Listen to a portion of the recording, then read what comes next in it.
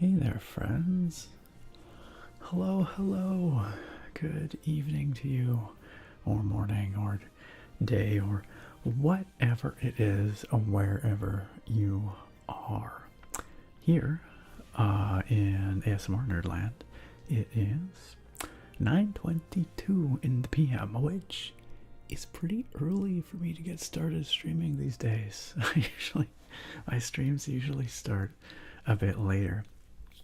So I'm just patting myself on the back right now. Good job, Nick. You got the stream going a few minutes earlier than normal. Hopefully this is part of a trend. I know many of you can't make it out to my streams anymore because I start so much later than I used to. So I think I just heard the washing machine making noise that indicates that it's unbalanced. That's annoying. I might have to go deal with that in a moment. But anyway, hello YouTube friends and hello Twitch friends. This is another one of these multi-streams which I've been doing lately. How do you all feel about the multi-stream situation? We've got the both audiences here together. They're not chatting with one another necessarily, but you're all here watching the same stream. Are you all enjoying it?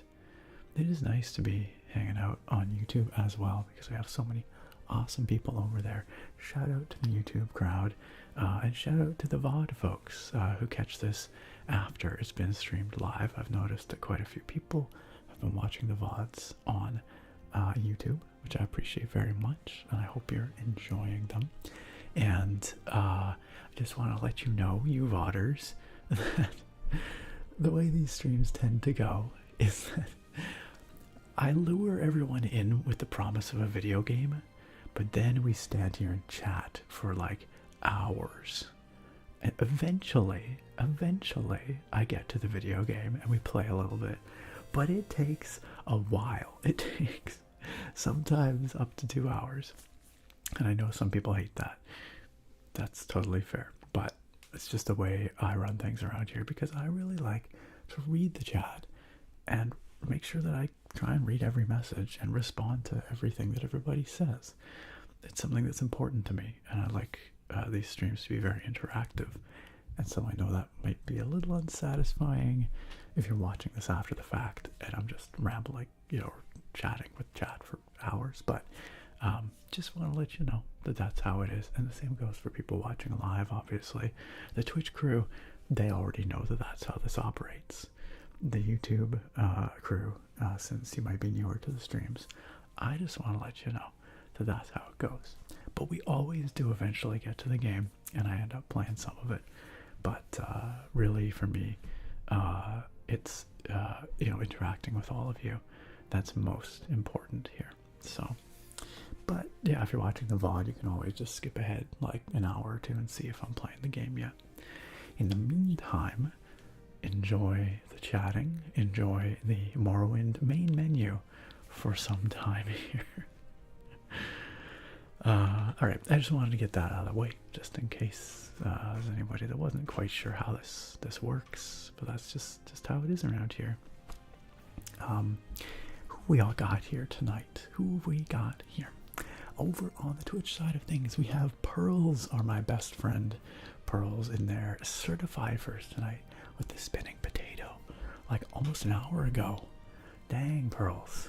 And here I thought I was early, but Pearls is showing us how it's done. Certified second is Bruce. Bruce, not used to being in second place. Bruce always so punctual, but tonight Pearls scooped him. But still a very well-deserved second place tonight, Bruce. And rounding out the podium over on Twitch, we have Goated Vic. Goated Vic, certified third. Congratulations and welcome. Zutari, hello. Edboy Actual, hello. The best. Maidens, I don't know why I said minions. We do have a minion in the community, but it is the best Maidens that has arrived here. The best Maidens, also a fantastic streamer on Twitch. do go check out Best Maidens. In fact, we should give Best Maidens a shout out in the chat. Shout out the Best Maidens. You shall not be maidenless over on Best Maidens stream. Nor shall you be mediocre. Only the best maidens. Jumping over to the YouTube chat, Gracie B ASMR is here. Gracie, wonderful to see you. Thank you for gracing us with your presence in the chat. Gracie, by the way, would you like moderatorship over on the YouTube chat? Because you are welcome to it if you like. Gracie is already a moderator over on our Twitch chat, and so we're just, making sure there's coverage in both chats now that I'm streaming both places.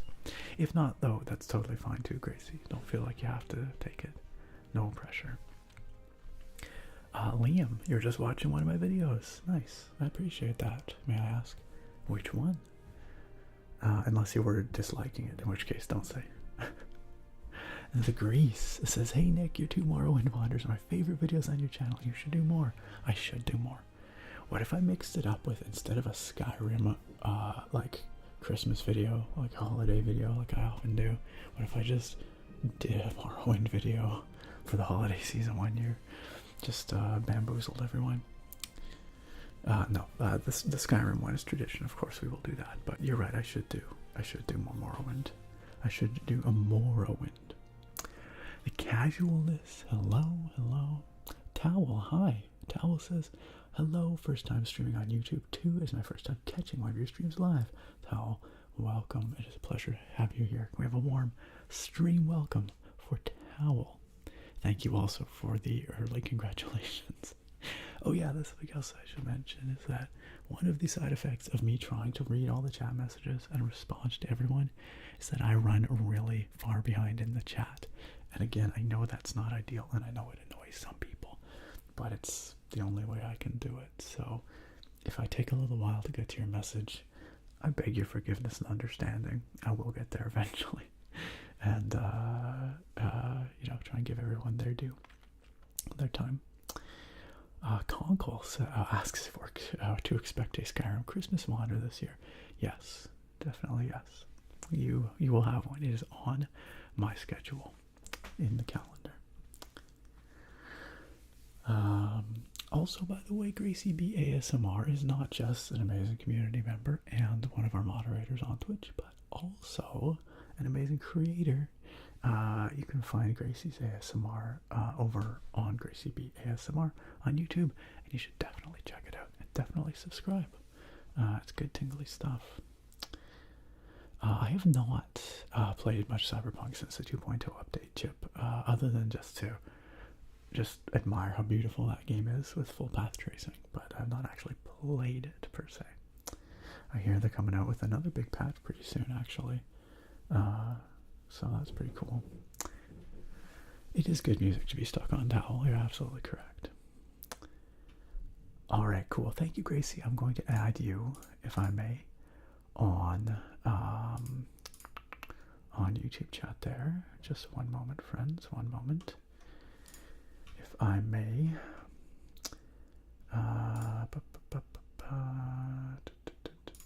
Community.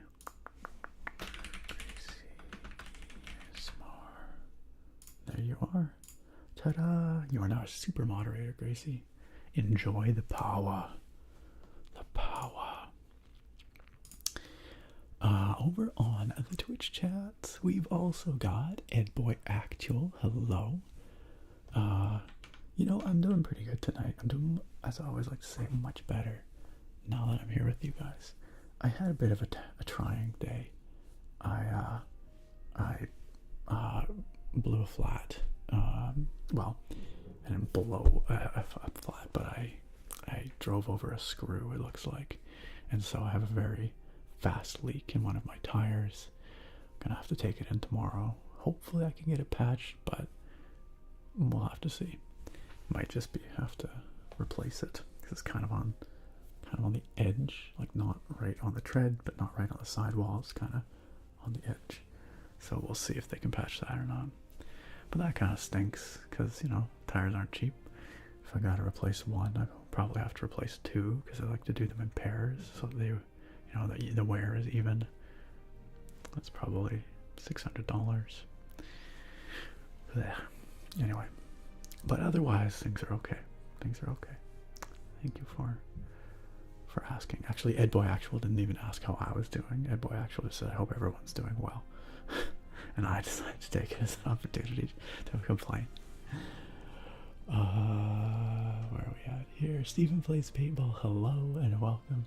Kuro, good evening to you. Kuro, I saw your messages. I haven't had a chance to respond yet, but yes, feel free to share your Kuro's fact of the day a little later, maybe once chat has calmed down a bit, and I can get to it before it scrolls away, for sure.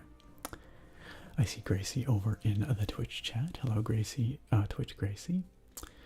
Gorog, good evening to you. Wonderful to have you here, fellow Vancouver Islander.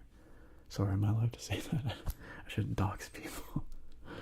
I mean, Vancouver Island's big. We got like 1 million people here. Alright, see you in a bit, Bruce. See you in a bit.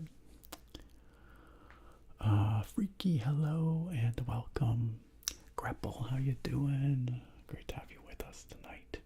Nath, I'm so sorry. I missed your resub. I saw it there and then I was just on some kind of rant or, you know, whatever.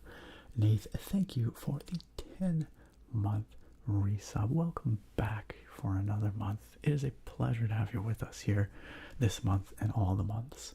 And it is very, very kind of you to continue to kindly support what I do here and contribute to this community. So thank you. Nath says, this is madness. Madness? This is Sparta. Gah. You didn't see, but I kicked. As high as I could. But where has the time gone indeed? Merry Christmas and happy holidays to you too, Nath. Yo, Cyril, Relics Potatoes here in the Twitch chat with the resub. 29-month resub, 29 months. Goodness gracious me. Oh, these numbers are getting unreal sometimes. Unbelievable. Relics, I'm doing pretty well. Yeah, aside from the flat tire, I'm doing okay. Also, I'm tired. I didn't get much sleep last night, if I'm being honest, but still doing okay. Still doing okay. All things considered, doing pretty good. Relics, I hope you are doing well, and thank you for your 29-month coming back in the sub club. For the both of you, I'm gonna tap on this potato in thanks. It's my thank you potato.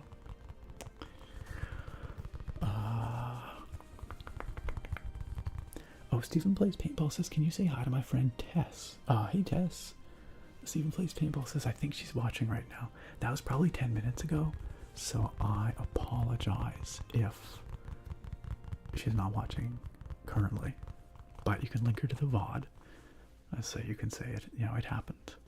I got the message. Hello, Tess. Thank you for watching. Churchy says, I'd want it no other way. What, me just rambling forever? Good. Because that's what you get. Kuro says, we should really rebrand from a gaming stream to a chatting stream. I feel like it's both, you know? I feel like it's a happy hybrid. I try, anyway. Because, you know, I do end up playing for a couple hours usually each stream, but it's just the back half of the stream. And that's why I say game and chat in the stream title. It's both. I don't know, some might argue, but I'm sticking with my story. Joey Flowers, great to have you here. Welcome. Wolfie, also great to have you here.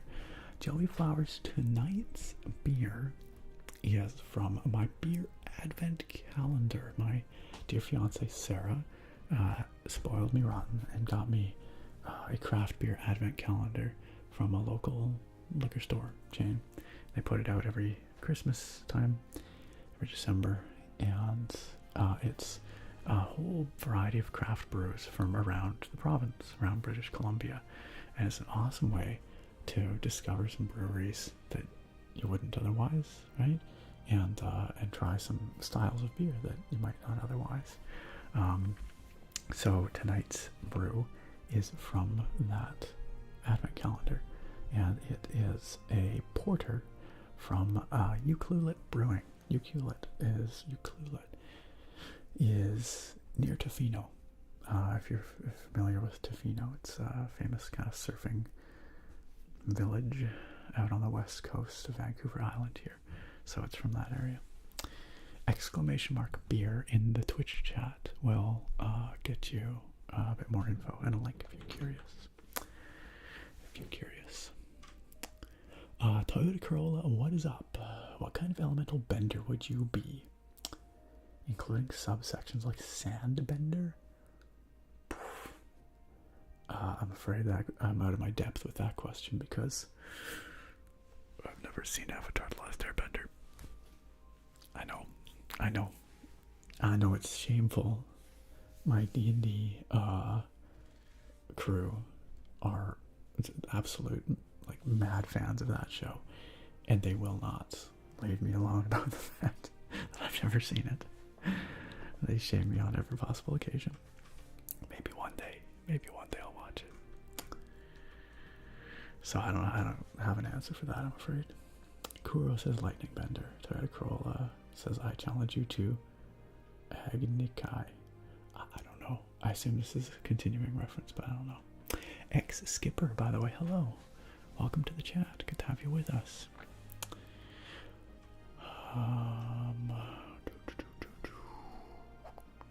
Enjoy your lurk, best maidens. Oh yeah, that's right. They're adding proper metro rides. I saw that in Cyberpunk. That's cool. Fatal, hello and welcome. Great to see you here in the chat. How are you? Thanks for joining us. And Urail, thank you for the blood sugar check. That is important. As many of you know, I have diabetes, type 1 diabetes, and so I have to keep an eye on my blood glucose levels. It looks like my post-dinner peak is around 9.6, so leveled off there. That's a little bit on the high side, but it's still within my target range, so I consider that a win. Thank you, Uriel, for that reminder to keep an eye on my blood sugar. It's important. Nakoma was also going for the blood sugar check, but got scooped by Uriel. Hello, Nakoma, how are you? Another one of our amazing moderators, and the creator of last year's and this year's holiday card art. I think many of you have heard about the holiday cards by now. If you haven't, I'm gonna say this is probably the last stream where I'm gonna let you know about it, because I'm gonna say we're gonna have last call here in the next couple of days. A raid. Hello, raiders. Mitch Matched. Welcome on in with your crew. Thank you so much for joining us. We just received a raid from Mitch Matched, and a bunch of folks. Looks like a JB Man 98 and a force fed soup. And oh, Leia, hello, Leia. Seance Knowles. Mitch Matched. Can I call you Mitch? It is a pleasure to meet you. I'm afraid I don't know, but are you an ASMR streamer? Are you an ASMR streamer? I'm gonna click through on your channel here and find out. You totally are. That is awesome. Mitch, thank you so much again for the raid, for bringing your fine folks on in here to join us tonight. How was your stream? I'm gonna hit that follow, because I would like to come hang out with you sometime soon. And get to know you and your community better. But thank you again. Of course, and you guys see that shout out there? I saw it popped up there, but y'all, go hit that follow, go follow another ASMR streamer here on Twitch, who I'm sure is very cool. He looks like a cool dude. I'm just throwing it out there. He has an excellent beard, so probably pretty cool. Safe bet, safe bet. Force-fed Soup says, an ASMR streamer. He's the ASMR review guy. Is he now? What does that mean? Not that I doubt it, mind you. What does he review? Does he review ASMR? Or does he review things in ASMR style? Yo, I don't know how we haven't bumped into each other yet then, Mitch. If you've been streaming for a year, that's fantastic. Well, I'm glad I'm finally following you. That is excellent. And it's a pleasure to have you here, like I said. Please make yourselves at home. Get yourselves comfy. Pull up a chair. Enjoy the rainy vibes we've got going on right now. Your Lalex, thank you for the follow. Green Iron, thank you for the follow. If you're new here, welcome, welcome. My name is Nick. I am the ASMR nerd, but Nick is cool, or nerd. I'll answer to either. I do ASMR gaming and a lot of chatting, but some gaming too, as well as lots of videos with mechanical keyboards and all that kind of stuff. You can find my streams here on Twitch, also over on YouTube, and a whole bunch of videos on the YouTube. !YT if anyone's interested in that stuff. Hold on a second, Mitch. How are we not best friends already? Because I'm hearing here from Force-fed Soup that you do ASMR reviews, that you are also a big D&D nerd. I feel like we run in similar circles. How have we not bumped into each other before now? I'm glad that it's finally happened. And welcome again. Don't feel like you gotta stick around, by the way, Mitch. If you're just wrapping up a stream, you know, it's tiring work. If you gotta take off, head to bed, get a snack, get a drink, whatever, please, of course, take care of yourself. Do that good stuff. But if you want to hang around or lurk or whatever, it's all good. Nice. Well, I'm glad that you've been here and hung out a little bit, Mitch. And like I said, I look forward to coming and checking out what you got over on your channel sometime soon.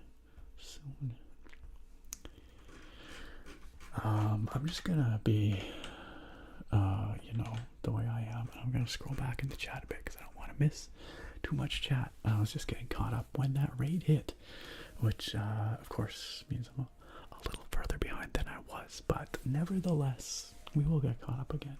I promise. Jumping back to the YouTube chat for a second, I feel like I've maybe been slightly ignoring it, and I do not mean to do so. Oh, Rizu's over there. Yeah, Rizu, you figured it out. We're doing YouTube and Twitch. Heck yeah, Charles Darwin, we got that Morrowind going on tonight.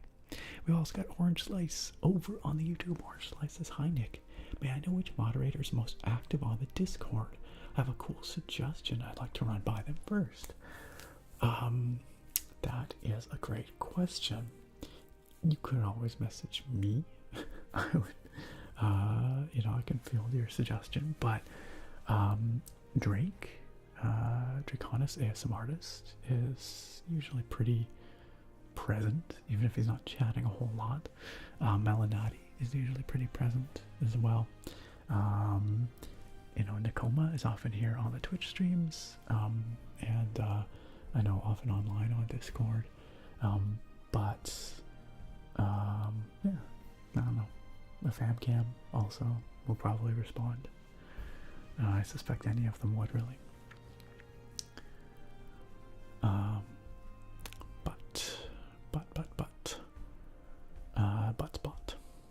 I hope that helps. Orange Slice. Grimdark, what's up? Grimdark says, hey, this stream makes the best company for some late night Taco Bell. Ooh, what you getting? What you ordering? It's important. We need to know. Spoonie, what's up? Mr. Blab ASMR here in the Twitch chat. Mr. Blab, a pleasure to see you. Long time no see. Mr. Blab, formerly known as Teblab, formerly, not formally, formerly known as Teblab, now Mr. Blab. He grew up, you guys. Is a great ASMR streamer, a really nice guy, genuinely, and I don't mean that in a disparaging way, like genuinely an awesome guy. Yes, please go follow Mr. Blab, a longtime member of this community as well, and super tingly. I was hanging out on his stream earlier, and he knows his tingles, you guys. He knows his tingles. He's also got a super cute cat named Sprout. So go follow Mr. Blab, please and thank you. He is streaming both on Twitch and on YouTube these days with this newfangled multi-stream.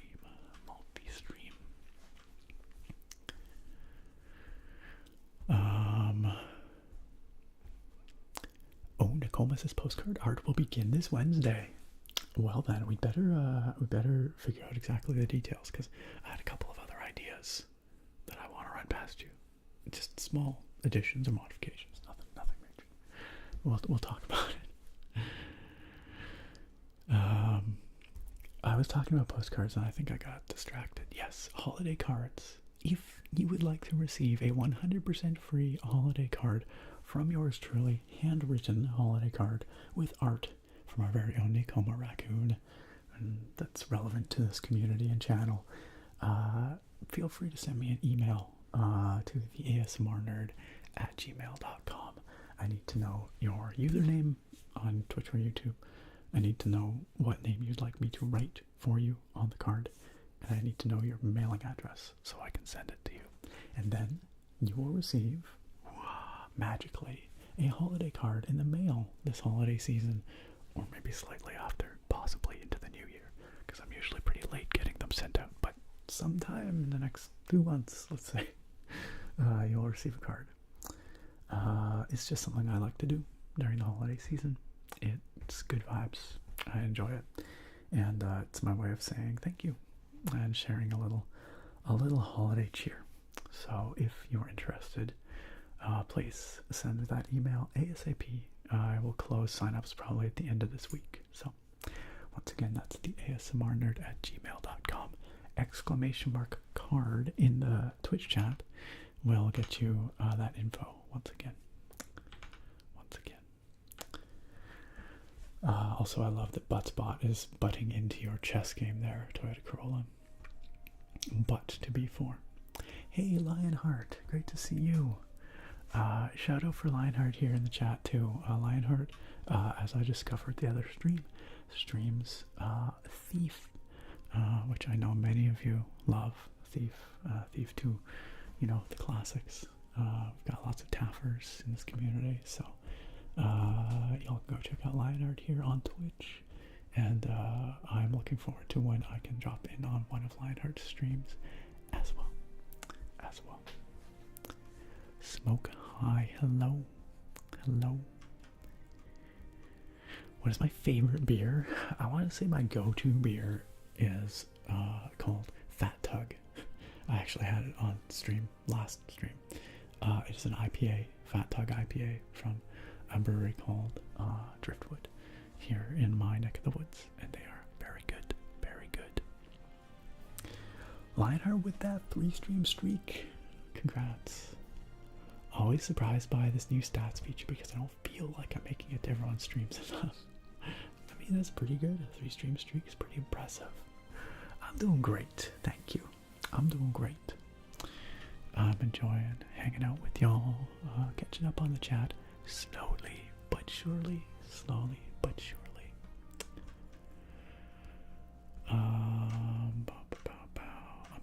I'm scrolling. We hit that big old raid again. Wonderful to have you here, Raiders.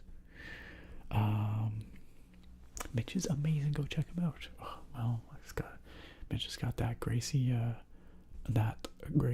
recommendation. How could I say no? I would never say no. I definitely want to go hang out on Mitch's stream.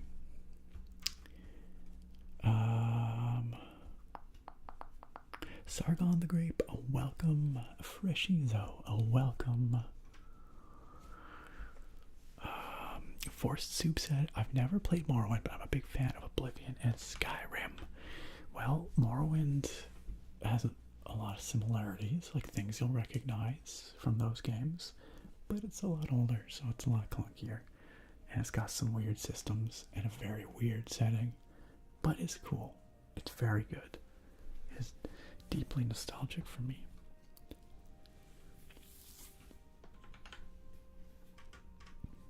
But Spot out there choosing violence. I see. It's nice to meet you. I've seen a butt of your butts, and it's been awesome every butt. Thanks, Spot. Every butt. Are those dinosaurs those people are riding? Asks Frequent Blondie. They are called guars. Guars. And yeah, they're kind of reptiles, bipedal reptiles. They're kind of cute. I like guars. Sometimes they're friendly, sometimes they're not.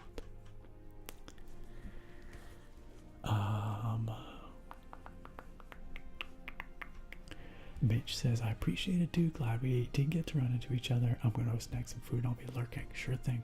Enjoy your snack. And thanks for the lurk, and thanks for the raid again.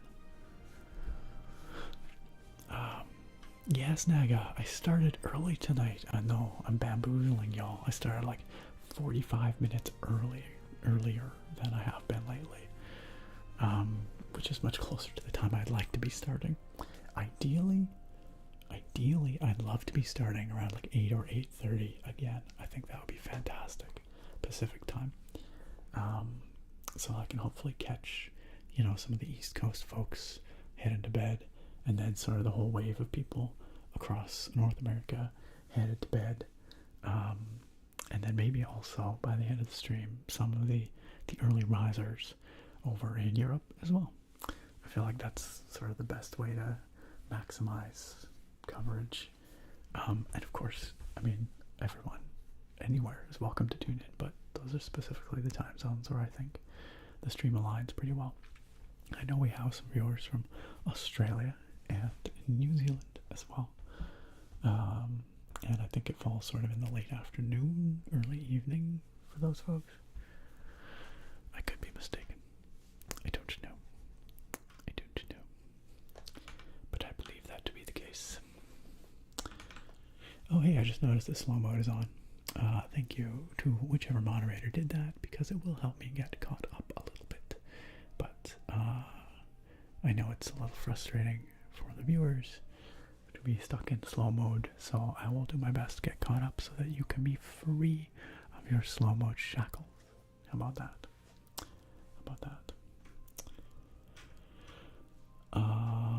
Coffee time fun. I could not agree more. The Morrowind music is so deeply nostalgic for me. Although I will say, on one hand, I love listening to it here on the main menu while I'm chatting with y'all.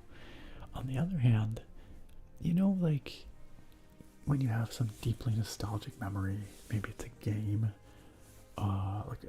maybe it's music, maybe it's like a smell that reminds you of your childhood or something.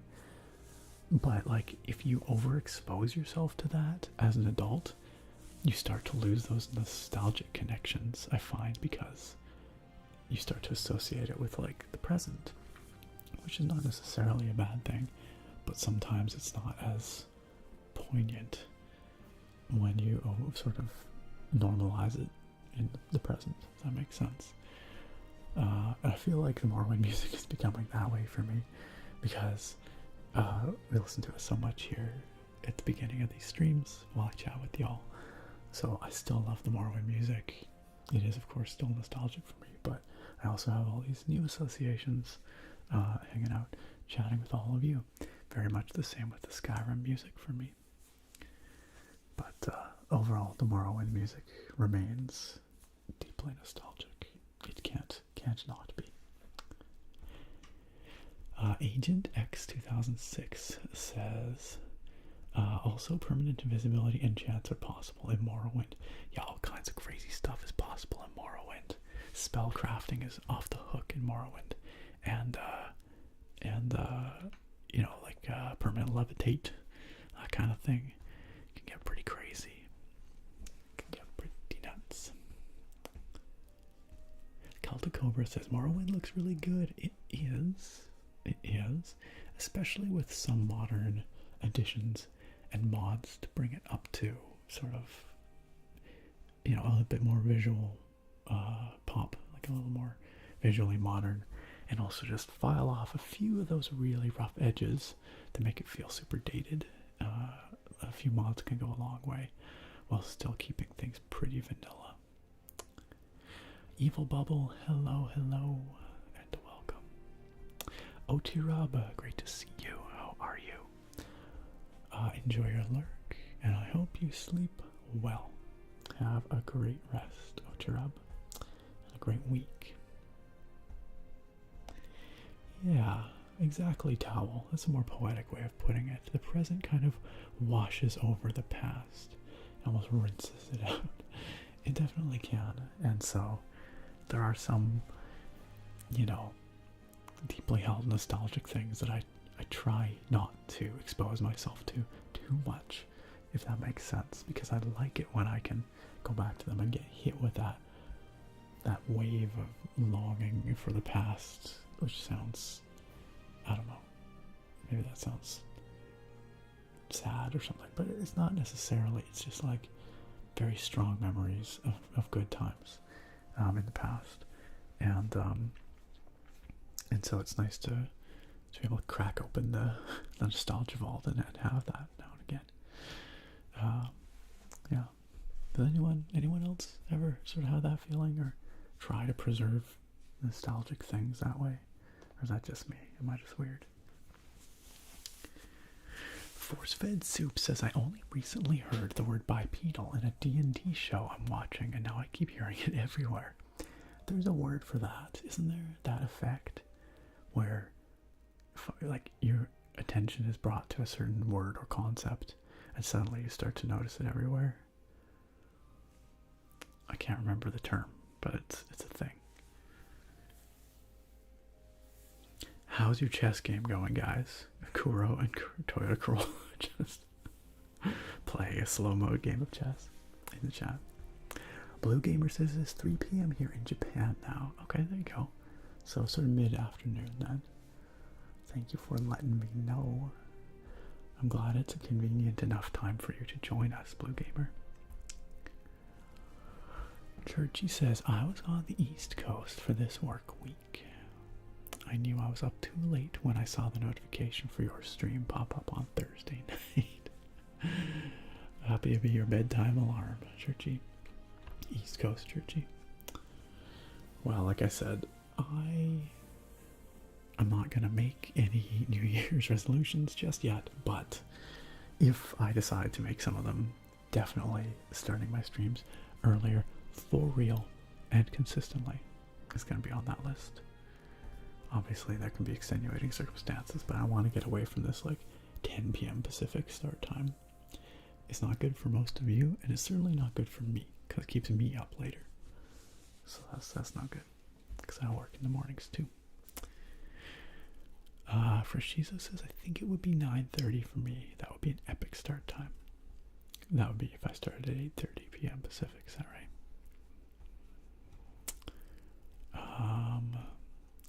Evil Bobble says, since I'm from Germany, it's 6:55 over here. That must be, yeah, 6:55 a.m.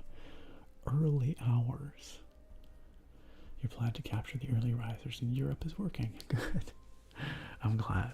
It's time zones are such a pain. It's really awkward to try and find something that works for the majority of an audience, especially when the audience could be all over the world. You know, my audience probably skews towards English-speaking countries just because I speak English, but I know it's not exclusive to English-speaking countries. And so it's the same with posting my videos. You know, I spent a long time experimenting with different times in the early days of the channel to try and find a time that seemed to be best for the most people, you know. Taciturn says people put up with the bugs because of the open world of Bethesda, and they let go of it in the sky. That's concerning for the future. I'm not sorry, they let go of it in the sky. I'm not quite sure. Is this a Starfield reference? But you are right that Bethesda makes a particular kind of who's spamming the YouTube chat emote button there, the response or whatever. Why? I just see a bunch of hearts and like 100s popping up there. That's great. Yeah, Bethesda makes a certain kind of open world game where you can do things that you can't do in other open world games. And as a result, sometimes things are pretty janky. And I think people have a certain level of patience for Bethesda games because of that. But I do feel like that patience is wearing thin. I feel like... I don't know. I don't know, you guys. What do you think about Elder Scrolls 6? What do you think it's going to be like? Having experienced Starfield now that we know what that is, it's safe to say that Bethesda has not strayed far from their formula since Morrowind, let's say. And, you know, they iterate and they evolve bit by bit, but slowly. And they definitely have a way they like to make games and a type of game they like to make. I don't think Elder Scrolls 6 is going to be a dramatic departure from that. And there's also a weird thing about Bethesda where it seems like sometimes they don't quite learn their lessons. Like there's things you think they would have changed by now. The user interface on PC, specifically the inventory. They've literally been catching flack about that since Morrowind. And I would say they've never quite nailed it. And I don't quite understand why. Like that seems like a solvable problem, you know? Things like that just make me wonder what's, you know, what's going on over there.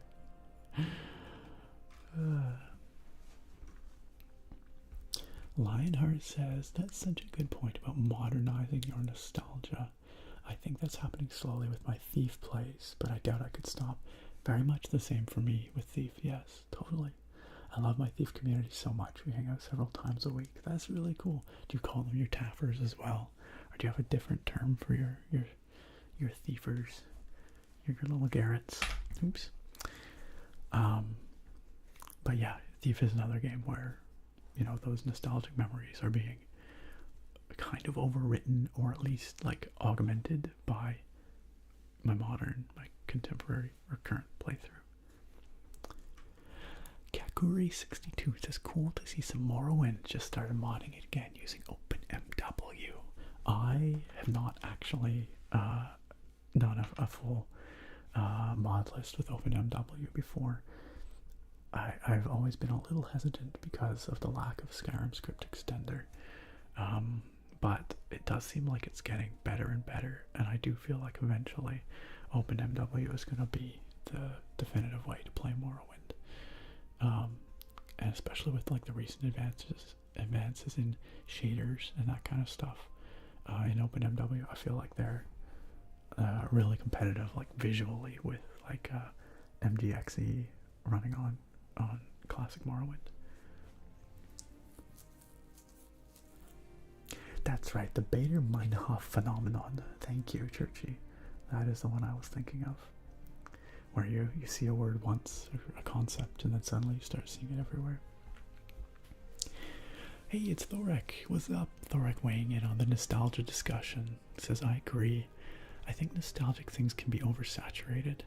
I think part of it is that when you think about a memory, you supposedly remember the last time you remembered it, rather than the first time you experienced it. So the association is actually more recent and doesn't unearth quite as many old things and trigger the nostalgic feeling. Also, hi. Hello, Thorek. I think you're absolutely right. There's a feeling when a very deeply rooted memory is reactivated, and I think it's literally like it can almost take you right back to that time and place. Like you can almost like smell it or see it sometimes. Sometimes it can be, at least for me, so intense, especially if it's a memory that has not been touched for a very long time. and if it's very vivid, right? And I honestly do think that that's probably like neural pathways, like actual neurons that form those memories being reactivated for the first time in ages, right? And as you say, you know, the process of doing so and then forming new memories and associations probably starts to overwrite those literal physical pathways. And so that's why that feeling probably dissipates, because you're not actually reactivating those same pathways anymore that have been unlocked or locked away and untouched for so long. I don't know. I am not a biopsychologist. I am not a neurologist, so this is not official theory. It's not scientific by any sense, or any stretch. But you know, to me that makes some amount of sense. Blue Gamer says you've become part of my Mondays and Fridays. I am honored to be part of it. It is great to have you with us. Also, 169 viewers. Nice. Oh, that's between Twitch and YouTube though, so you probably, none of you actually see that number. You just have to take my word for it.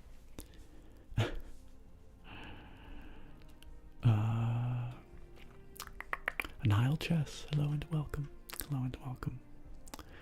Naga says, I feel like Elder Scrolls 6 will be good. It's extremely hard to make a convincing open world space game.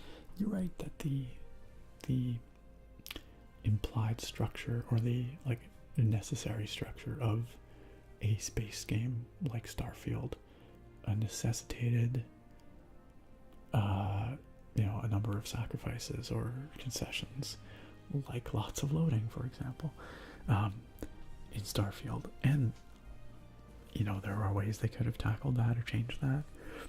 Other games arguably do a better job of that, but those other games don't do other things to the same level of fidelity that Bethesda games do. And I think, you know, for all their talk about updating their engine, and you know, clearly they did update the creation engine quite a bit, but for all the talk of creation engine updates, I feel like there's fundamental limitations in that engine tech that make it probably impossible to do like a truly open, you know, planet to space continuous kind of world, and like No Man's Sky, you know.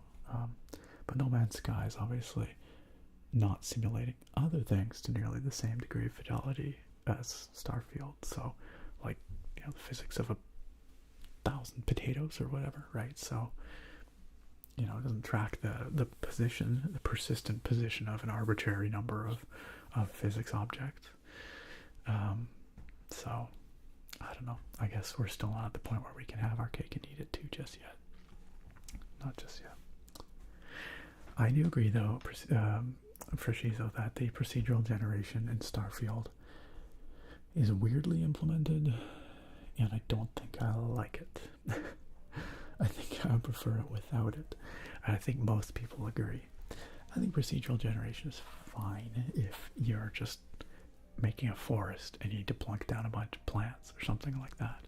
I think it's less fine the way they've used it in Starfield, where every time you choose to land somewhere on a planet, there's like a handful of POIs scattered around you very conveniently in this weird way that just feels very unnatural and immersion breaking.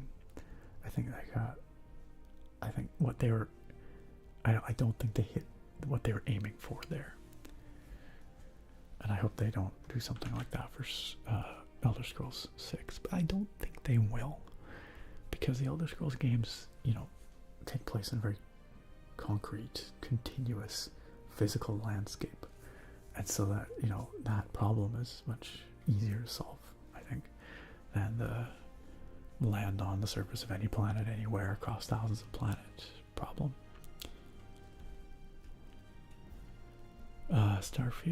Taciturn says they let go of the open world and exploration in Starfield, so they strayed quite far from the formula. Elder Scrolls 6 is doomed. Oh, that's quite the take. You're right. and that ironically, in making such a large universe to explore, they actually got rid of a lot of what makes exploration fun in Starfield. But I don't think that means that they will never be able to bring it back. I think because of the structure of an Elder Scrolls game and the physical space that it's set in, I think that sense of exploring a landscape could very easily be brought back.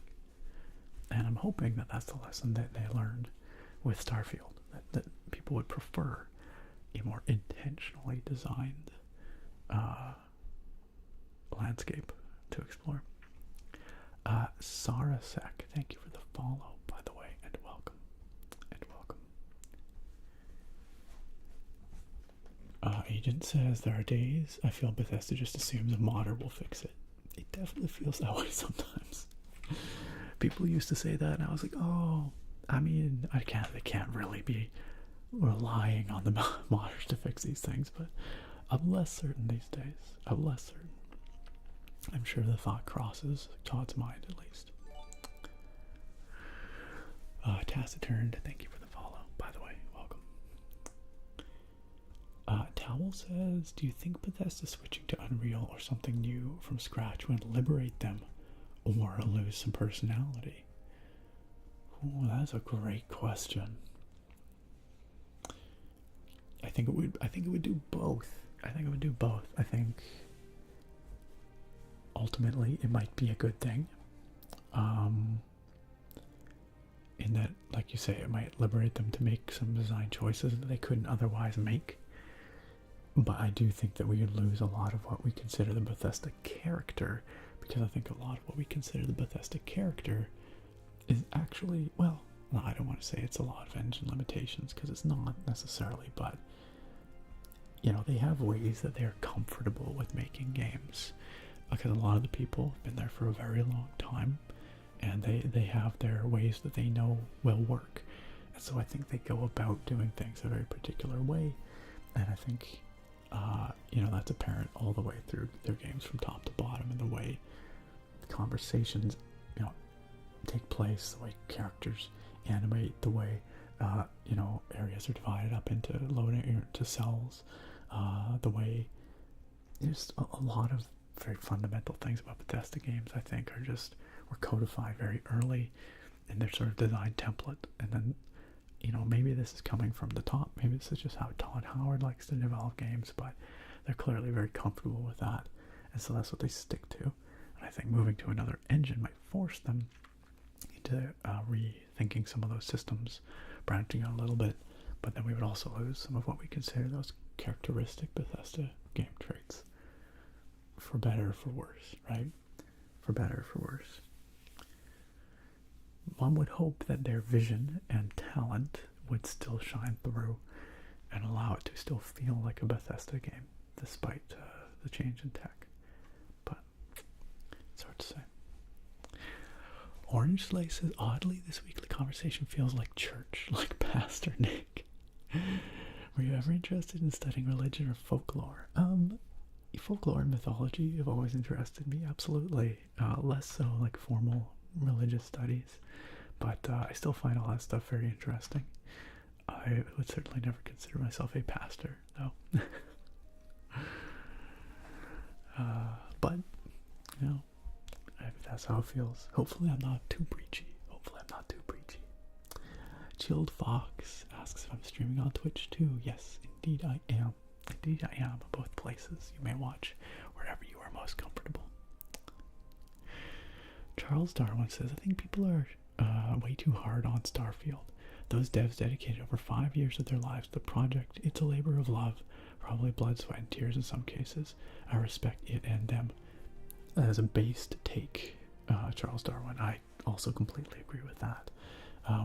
You know, despite the technical limitations and some of the weird choices, and you know, what I would say are, like, for me at least, unfortunate design decisions, I think overall there is a lot to love there, and I have been having fun with it, and it is clear that, yeah, there's a lot of love that was put into that game too.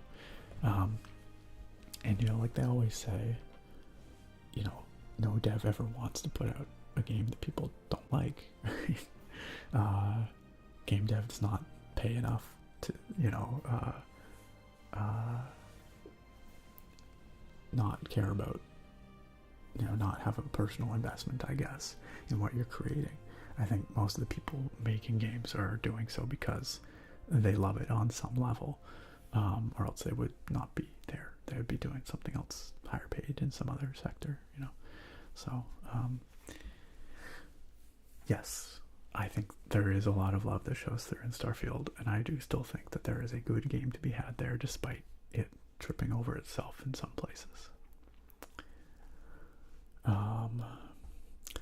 Jack says the Fallout series looks super good. Glad Bethesda's getting TV recognition. Yeah, did you all see the Fallout series trailer? It's really hard to say. I think it could be good, but it's so hard to tell from a trailer. I mean, what they showed looks promising, I guess.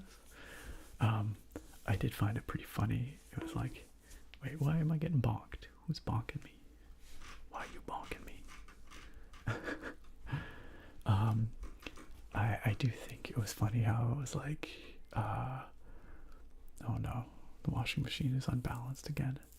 I think Sarah went and tried to fix it earlier, but I can hear it dinging at me. In the trailer, it was like from the, you know, director of Westworld or whatever, blah blah blah. I can't remember the guy's name.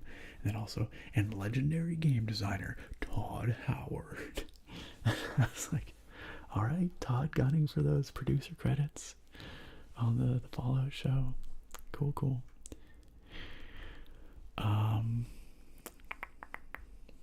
Sargon says, I'm kind of with you on patience wearing thin for Bethesda's features. As much as I love Skyrim, the bugs did turn me off of buying any game they've made since. I haven't started to see any major improvement in that department before trying, say, Starfield. Or you'd have to see. I think Starfield is less buggy than any previous Bethesda game I've played, like at launch. I would say so. Others might argue, but I've had a relatively bug-free experience. Also, hi everybody. Starfield also does suffer from a weird thing with its writing, where a lot of it feels pretty sanitized. And I don't know what brought about that tonal choice. Again, maybe it's just because I have not discovered some of the grittier stories, but there is this feeling of a little bit like everything being just a little, golly gee, wow, oh shucks, you know, like, I don't know, it's not a good description, but like a little bit naively optimistic and flat in some cases. But I must admit that I have not played that far into the main quest or any of the like faction quests, so I shouldn't say that without, you know, spending more time with the game. Lionheart says, yes, our taffers. I have a redemption. That's my 6-year-old daughter saying, let's get taffin'. She watches me play it like I used to watch my brother play it when I was a little older than her. That's such a sweet thing. That's amazing. That's very cute. That's extremely wholesome. I'm glad you and your taffers have such a fun time streaming that game. Welcome back, Bruce. Welcome back, welcome back. Peachy Mango, hello, hello, hello, hello, hello. It took me forever to get to where you said hello, and I'm so sorry. I hope you are well, Peachy Mango. Lionheart says, regarding the nostalgia, I think it's a little like ASMR itself. If you take frequent breaks from it, it keeps that feeling alive. Yeah, that's actually a really good parallel. I hadn't considered that, but that is very true. I think that's a good parallel. Force-fed Soup says, as a psych major who just finished my biopsych class, the thing you said about neural pathways sounds legit enough for me to be like, yeah, sure, that sounds right. Science. I did take a few biopsych classes, actually. I started my major as a biopsych student. So the first 2 years of post-secondary, I was angling for that, but then I diverted into pure biology. So I do have a little bit of psychology background. Biopsych. Greppel says, as an English major with no experience in psychology or medicine, I also agree that that sounds right. Okay, alright, well, it's consensus then. It's now fact. Some AI scraping the web, some chat GBT in the future is gonna take these transcripts and incorporate it into its model, and then it becomes fact. People will ask it and it'll regurgitate it. And that's how these things become fact. Blue Gamer says, something I got from Skyrim that made it really special for me was the way you could have a goal far away on the map, then get massively distracted by 3 other things on the way. Only Breath of the Wild and Tears of the Kingdom really gave me that same experience. 1000%. I could not agree more. I actually had that exact discussion with my brother, like, I don't know, maybe a month ago or a few weeks back. Yeah, a few weeks ago. And we said more or less exactly the same thing. We agreed on that. Yeah, the opportunity for like emergent encounters or getting sidetracked by like visually seeing something in Starfield is so much reduced compared to an Elder Scrolls game where you have the sight lines. In an Elder Scrolls game, you have a very intuitive 3D environment that invites exploration, which is not the case in Starfield for the most part. So why haven't Bethesda just hired all the modders at this point? I think they have hired some of them, just not all of them.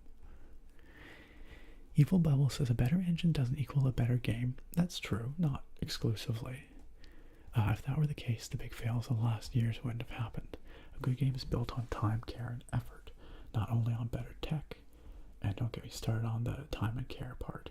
Yeah, I wasn't implying that it is exclusively reliant on better tech, but technology and design are inextricably linked, and a lot of design decisions are predicated on technological limitations or opportunities. And so, you know, while a new game engine does not a good game make, you also can't say that there's no influence of a game engine on a game's design. And maybe it's becoming less so, you know, as engines are becoming more capable. You know, like many engines can do pretty much whatever, I guess. But when you're making, I guess, a certain kind of game or attached to a certain kind of technology the way Bethesda is, it does seem like some of that tech legacy does dictate design choices.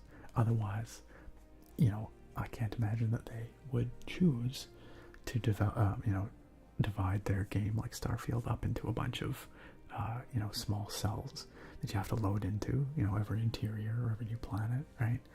I imagine that is necessitated by the technology they use. So, Shaded Valor, thank you for the follow. Welcome to the stream.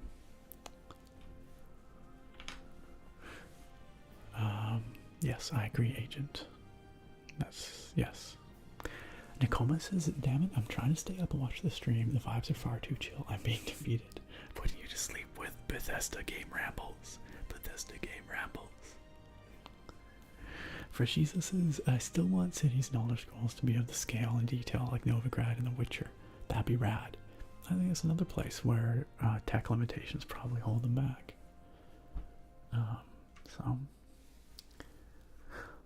Lionheart says, I have a question for you, Nick. Do you play Thief fan missions? And if so, have you tried the new 10-mission Thief 1 campaign called the Black Parade? Wait, that's for Thief 1? I think you mentioned it the other day, and I thought it was for T2. I did not realize it was a Thief 1 thing. I have played a few fan missions here. I've streamed them a few times. We've done, gosh, I actually forget which ones we've done, but yeah, we've done a couple of them here. That sounds incredible, though. It is so insanely good. Mission 2 does so much justice to the trickster vibe in the sword. Oh, you've definitely piqued my interest. My plan was, once I finish my Thief 1 playthrough on YouTube, to jump straight into Thief 2. But now you're making me think maybe I should play this Black Parade fan mission series first. It'll only add another couple of years to the undertaking. Fiber, I do believe believe Morrowind is worth playing, yes. I would say, even in this day and age, yes. Taciturn says, the thing is that every year there's another new generation of gamers who never played the old games, and any toy like Starfield will grab their attention. And if it's easier to develop, why not stick to it if that brings them millions? I don't think that that's what Bethesda was going for with Starfield. I don't think it was a lazy cash grab. And I don't think it's even bad. Like, I think it's a good game with some flaws and some weird choices, but I still think it's a good game. And I do think that the people who made it probably really wanted it to be the best game it could be. I do think that some companies make lazy cash grabs with their games. Modern Warfare 3. I can't even say that, I haven't played it, but my understanding is. I don't think that's the case with Starfield. And I don't know how the sales figures are lining up with past Bethesda releases, but my impression is that Fallout 4 might have done better. So, you know, I don't know that even if it was a lazy cash grab, which I do not think it was. I don't think there's anything especially lazy about Starfield. Even still, I don't think it would really work out for them because they spent 8 years developing that game, and if it's performing, you know, worse in terms of sales than some other past games, then, you know, I guess that would backfire if that was their goal. Monkey says, hey Nick, how's it going? Got me lurking in the background. Enjoy your lurk, Monkey. Enjoy your lurk. Jack Barstow says, so glad I'm able to catch the stream tonight. Been missing them lately due to the school semester wrapping up, but not today. Not today, Zerg. Jack, I'm glad you could make it out tonight. I hope your school semester has wrapped up well.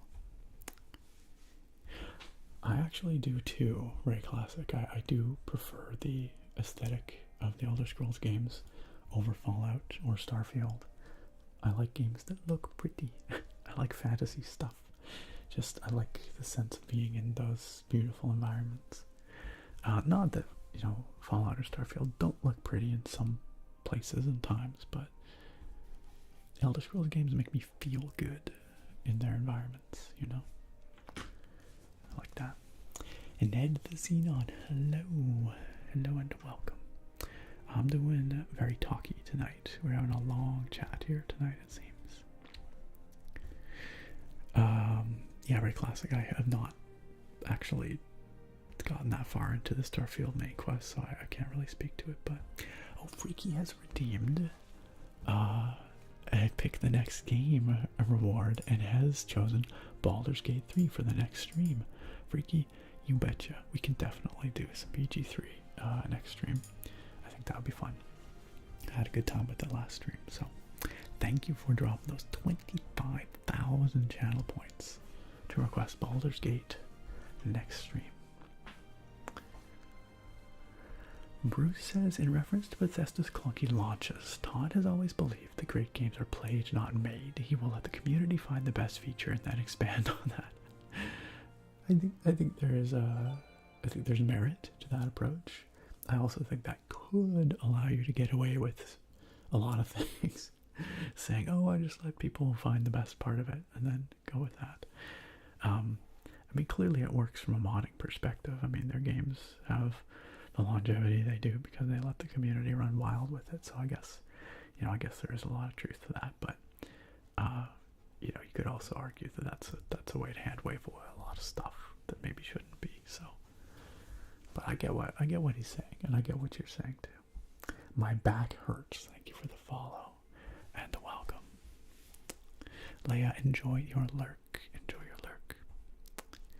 Peachy Mango says, it's okay. I like that you take your time to read each comment. Thank you. Sometimes it gets a little out of hand. I always try to aim for a balance so that y'all aren't stuck in slow-mo jail for too long, and that we do eventually get to the video game. But sometimes I have a hard time with it. Hi Jack says, by the way, Nick, you probably don't remember me, but I own a TV about 2 years ago. I do remember you. Well, 100%. You ended up deleting that. Well, welcome back. It's really great to see you again. Yeah, it's been forever. I'm streaming on Twitch and YouTube now, so wherever you are most comfortable watching is awesome, and I'm glad you're able to join us again from the YouTube side of things. Also, Zach Sala, it's going well, thank you. Very good.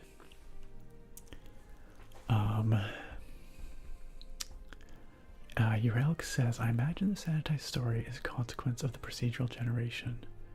Maybe. Yeah, I don't know. I feel like it's more about the tone of the writing. I feel like you could still tonally do different stuff within the constraints of that proc gen and the way they've set it up. Toyota Corolla and Kuro, I'm sure you are enjoying your chess game very much, but maybe we can end the game now, because it does add a lot of bulk for me to filter through here in the chat. There are a lot of very convenient online chess platforms where I'm sure you could play a much more focused and practical game of chess if you so desired. Mechanical Beak, hello. It's been a little bit. How are you doing? Hello. Drip Replays, what's up? And welcome.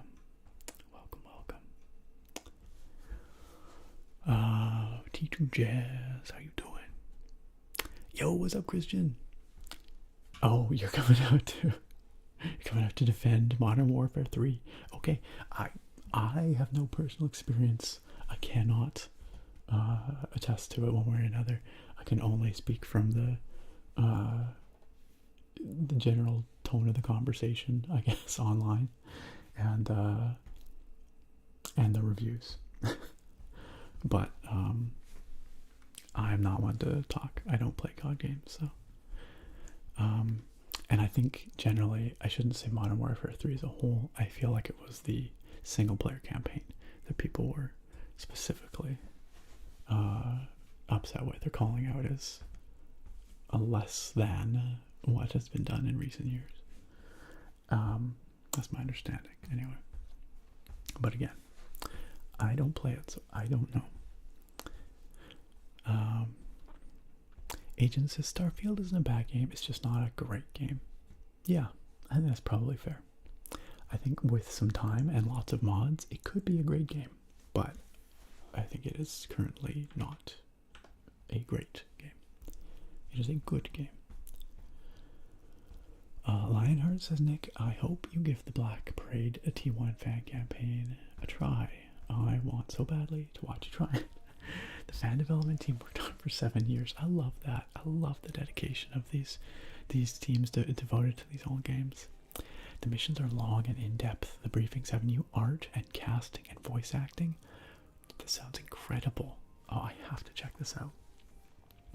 It's very, very good. The architecture and map design is downright phenomenal. It's entirely worth a try. Please shout out an announcement if you do, and I'll drop anything to watch you play it. I will absolutely let you know if I'm going to play it. I might check it out on the YouTube channel. Maybe I'll make some videos with it. Like I said, I had sort of thought about doing some Thief 1 fan missions after I finish the main campaign, but before I jump into T2.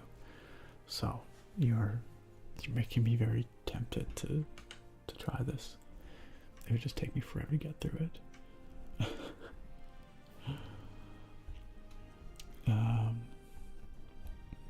Yeah, I inferred what you said there, Lionheart. Freshizo says, I think they were genuinely trying something new with Starfield, which I fully respect, and this is how good games are made. I think Todd in particular just really wanted to make a space sci-fi game. There's no doubt he was very passionate about making a space sci-fi game. It's something, it's on the record as something he's wanted to do for over like almost 30 years, right? So not quite 30, but like 25 years. So definitely something he wanted to do as a labor of love kind of thing. No, you're good, Lionheart. I knew what you were getting at. Are you heading to bed? Okay. Well, or if you're just kind of drifting off, that's cool. I hope you have a good sleep one way or another. Oh, Net the Xenon, do I have a favorite D&D class? Just in general? I'm a sucker for bards. I know that's a very boring answer, but bards are just so fun. Although that's not what we're playing on the stream save right now. We're playing a barbarian. But my single player save, my other save is a bard.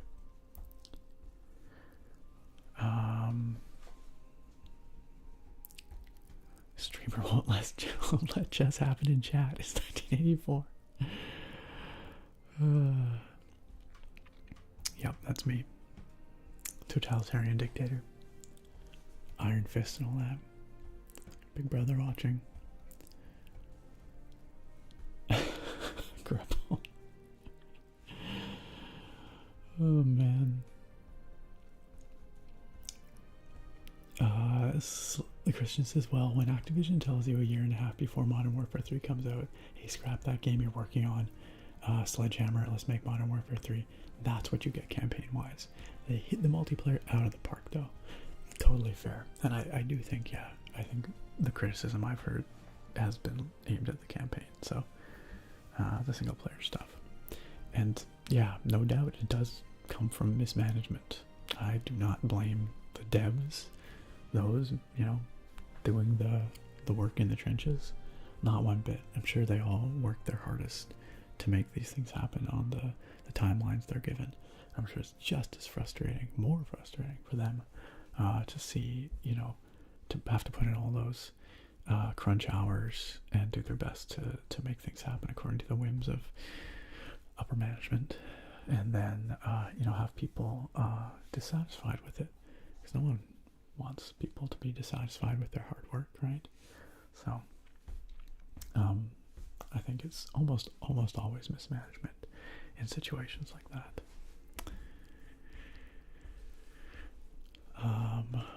Alright, catch you later, Toyota Corolla. Catch you later.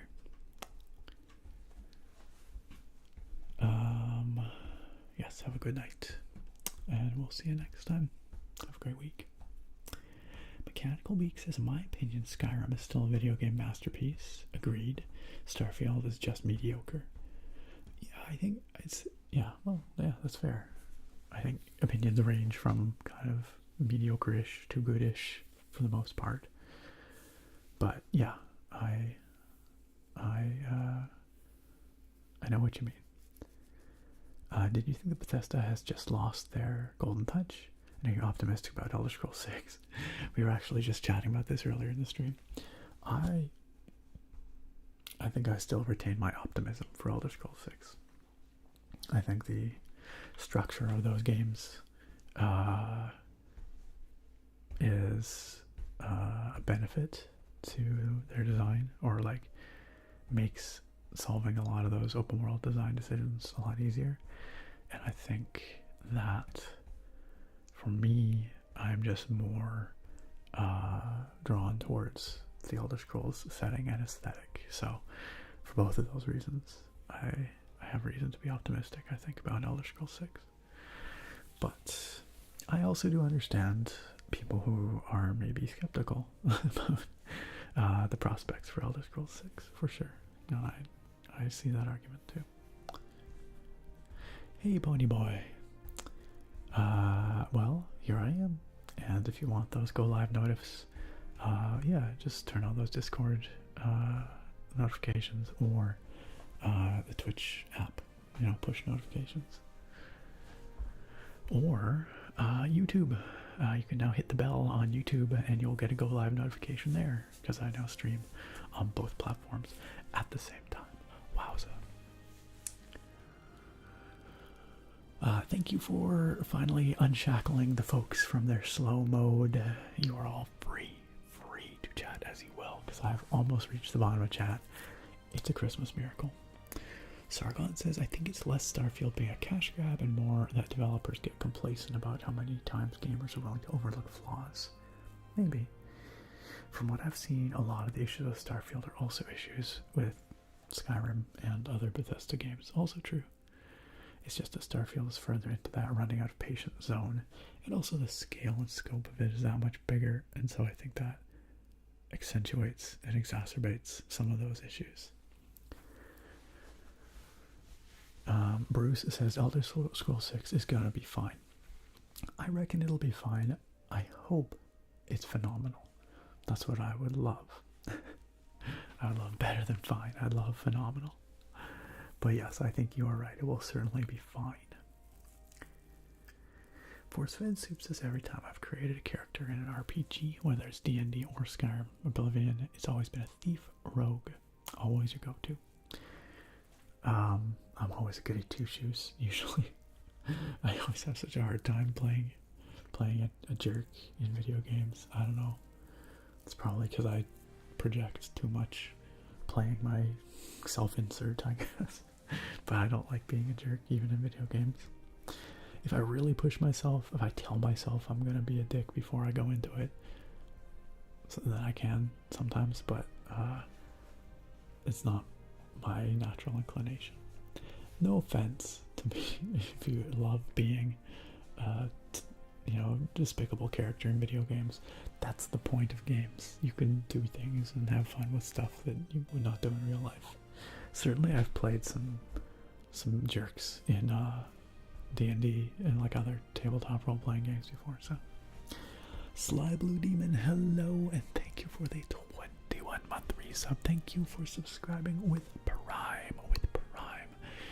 Of all the places on Twitch that you could use it, I'm honored that you choose to use it here to support what I do, what we have here in this community. Welcome back for another month, Sly Blue Demon. Another month. A mother month.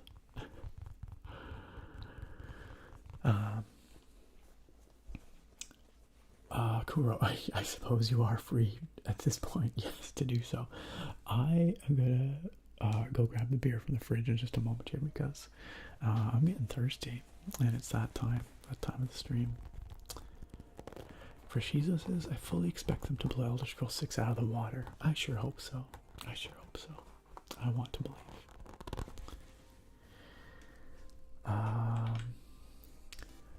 Jack says, yes, I'm so glad I still have been keeping up with YouTube consistently. It's so good to finally catch a live stream again, and it's great to have you with us. I'm really glad you are.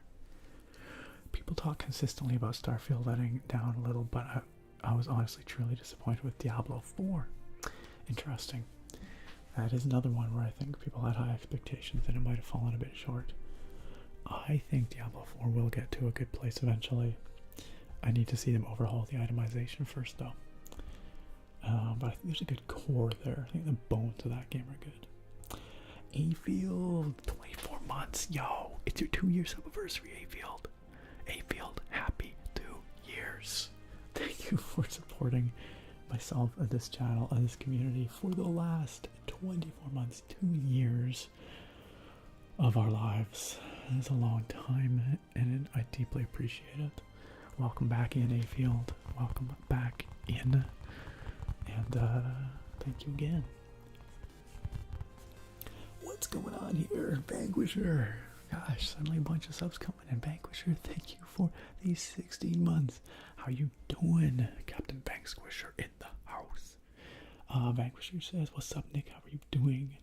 Good. I can still hear the laundry making a noise, so I need to go check it out. But otherwise good. We're just chilling. We're just talking about Bethesda and Elder Scrolls and all that kind of stuff. You know how it is. How about you, Vanquisher? Grapple says, Cluck Norris would suplex God. Give it a chance. Only if God caused the suffering of chickens, which I guess technically. Naga says, whilst it is good to make advancements and changes, I really hope Elder Scrolls 6 is just Skyrim, but in a different location with most of the big issues addressed. I would be happy with that. I don't need anything majorly different. I'd like to see maybe some better NPCs. That's my big thing. But Bruce says the only game I can do evil stuff in is Star Wars properties, because the dark side playthrough is a genuine part of the experience. Yes, fair. Yeah, I can follow you there. Like, I can't be a jerk as Shepard in Mass Effect because it just feels wrong. Totally. Yes, I'm not a renegade. For Jesus as being evil in games is really difficult. Chorus is my go-to is either a rogue or a warlock. Just love using everyone's favorite cantrip, Eldritch Blast. Yeah, Eldritch Blast is very good. For sure.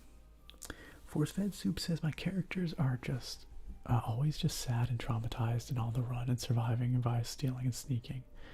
Well, that's an interesting way to frame it. I guess that makes it a little, like, feel less reprehensible and more survival. So I can see when you frame it that way. That could be easier to do.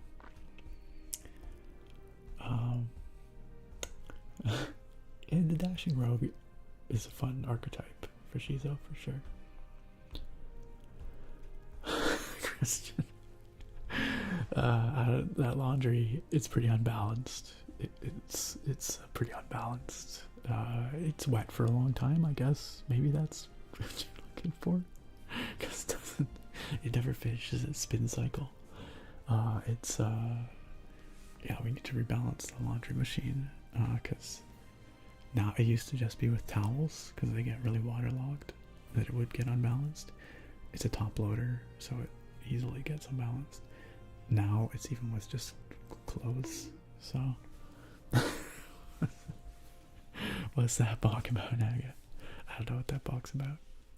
Gay Senpai, this is not a peeled potato. It is in fact a squishy potato.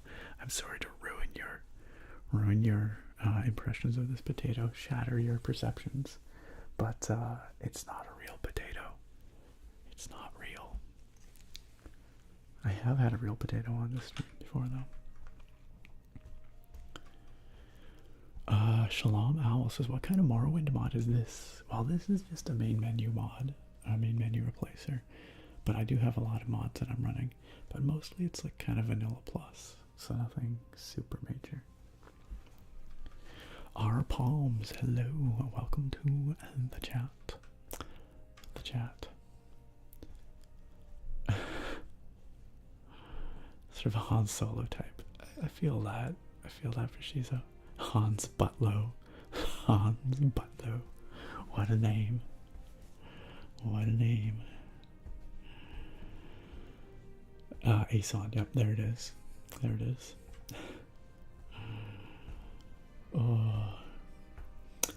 Forced Soup says none of my characters are thieves. For the silly goofies, they're never well off and they steal just to be mean. It's more like they have a sad backstory that led them to this path, or they're just surviving. I mean, I guess I play, Garrett in Thief quite happily. He's not necessarily a good person. He's not a bad person either, but his means are sometimes suspect. Sargon says, being evil in games can be hard, so I try to get creative by using the evil stuff as a good guy. One time in Skyrim, I decided to be a holy necromancer, using exclusively the restoration and conservation schools. Kind of like Thanos, I use the undead to destroy the undead. Well, if that's how you gotta justify it, then no, I can see the appeal for sure.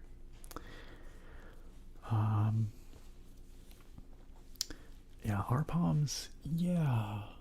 I mean, I'd say the GPU market is a little better than it was like a year or two ago during the height of the crypto boom, but it's still expensive. I feel like the whole budget end of the graphics card market just hasn't really existed for quite some time. I don't know, it feels like you used to be able to reliably get good value graphics cards around the $250 price, but I feel like that's not a thing anymore. Alright friends, I am going to go get tonight's beer so that we can get on with this stream and maybe actually play some Morrowind now that we've chatted about Bethesda games for the last hour and a half. How does that sound? You ready for the beer pour? I will be right back. Talk amongst yourselves be excellent to one another, be a good example for one another, and I will be back in just a moment. I'm gonna check out the washing machine while I'm at it, so I might be another minute here. BRB.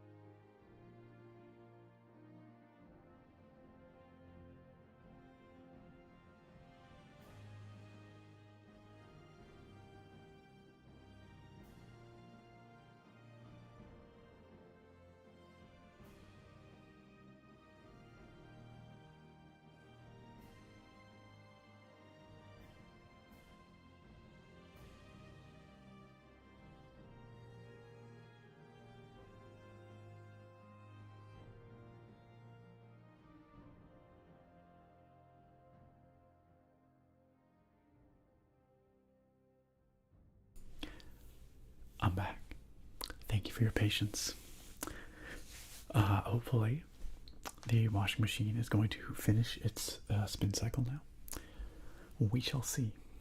We shall see.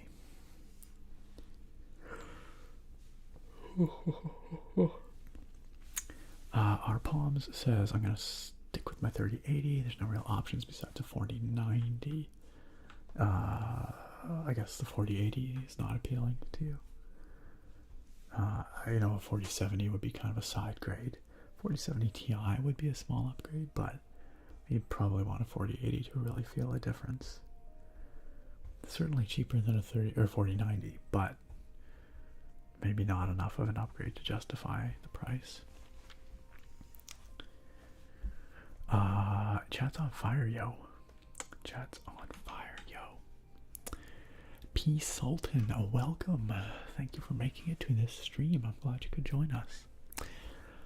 Orange Slice in there lighting things up in the YouTube chat. Over here in the Twitch chat. Naga is out there. Bruce is out there. 0 Gram. Vanquisher and Christian.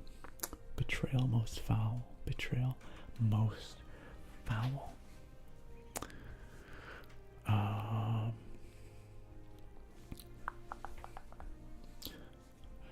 Yo, for Shizo, sleep well. Thanks for chilling with us. I hope you have a great sleep. I hope you have a great week ahead. Mechanical Beak says, sometimes I have a video game and I start to wonder, or sometimes I play a game and I start to wonder if I have lost interest in them. Then I boot up Skyrim, 12 hours go by, and I realize I still really love video games. Yeah, you know, we all have our games that we we can always go back to, right? Hey, it's Rango Steel. Rango, how you doing? Great to see you. Rango, you get a shout out in tonight's video. Check it out. I won't tell you where. You have to watch the whole thing. But it's in there. No worries, Towel. Alright, thanks for chilling with us. Yeah, you can always watch the VOD, the rest of the VOD here on YouTube. And maybe actually see some gameplay. And the beer. I'm about to do that. So, but Towel, thanks for chilling with us. Have a great sleep, have a great week, and hope we see you again sometime soon. Alright. It's beer time, and tonight's beer is this one right here, St. Aidan's Porter from Ucluelet Brewing. I have never had anything from this brewery before. I didn't even know they existed. Ucluelet is a tiny little community way out on the west coast of Vancouver Island, pretty much as far west as you can go in Canada. And they're close to Tofino, famous surf destination, Tofino and Long Beach out there. And it's a cute little place. I haven't been there for years, but it's a cute little spot. Anyway, I got this in my craft beer advent calendar. This was the December 2nd brew, and I know we're on the 3rd today, but I'm running a day behind in my advent calendar. So I'm looking forward to trying it. Evidently, it won a silver award at the 2023 Canadian Brewing Grand Prix, or Canadian Brewing Awards, I guess they call it. And it says here, named after the congregation previously housed in our location, this beer is strong and sturdy, like the building we brew in. This beer shows off notes of toasty biscuit, smooth chocolate, and restrained roast. Take shelter from the storms with this robust, dark ale. Sounds like a good wintry beer. A good wintry beer. It's got a very stormy landscape. And, rocks, I guess. Or clouds, I'm not sure. Waves crashing against rocks, I think. Which is very appropriate for Ucluelet. Certainly it can get quite stormy out there.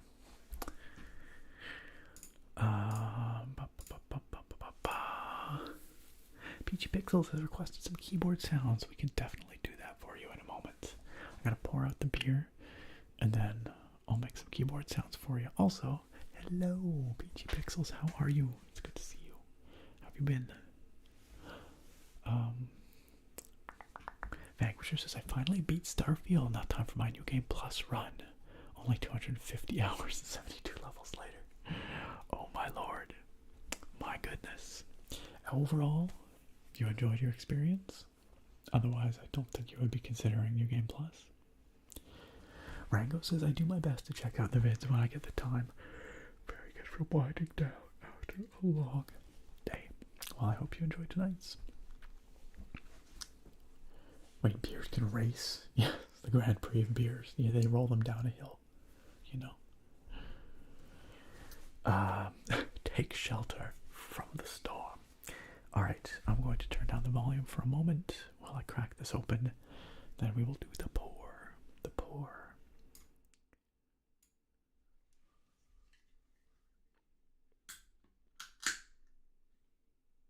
It's a little bit foamy.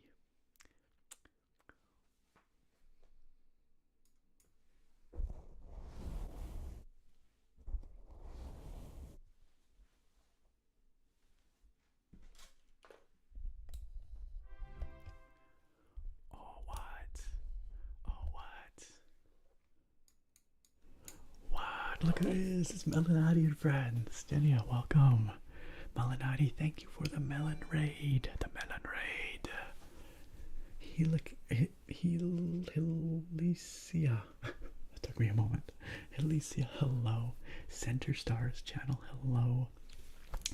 Melanati, hello. Thank you for It is wonderful to see you folks.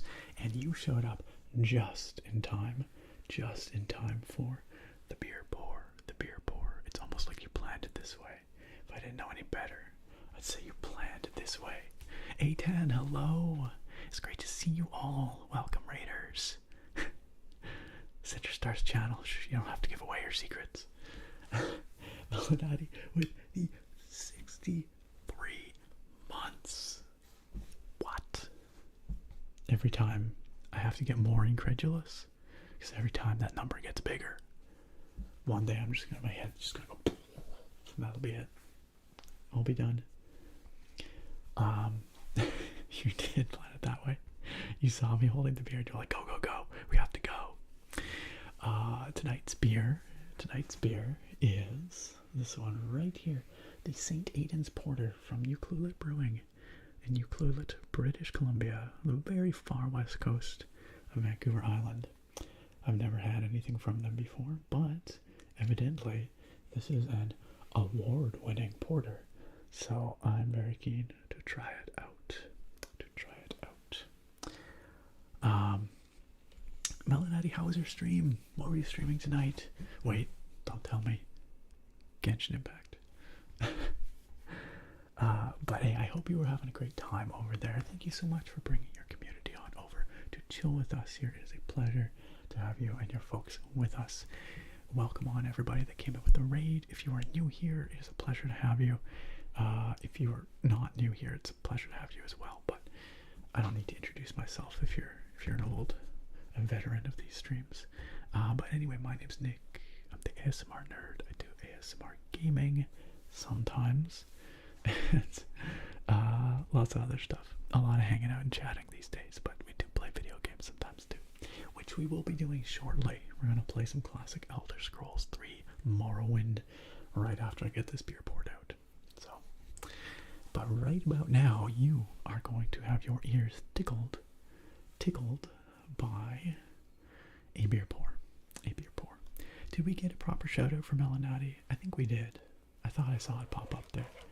But if we didn't, could we? I'm pretty sure we did though, because the mods here are top tier. On point. Alright, let's pour this one out. Here we go.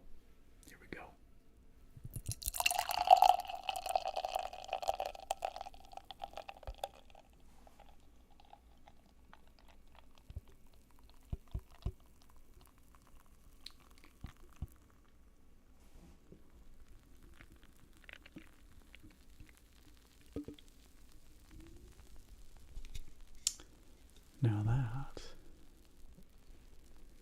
was a smooth pour.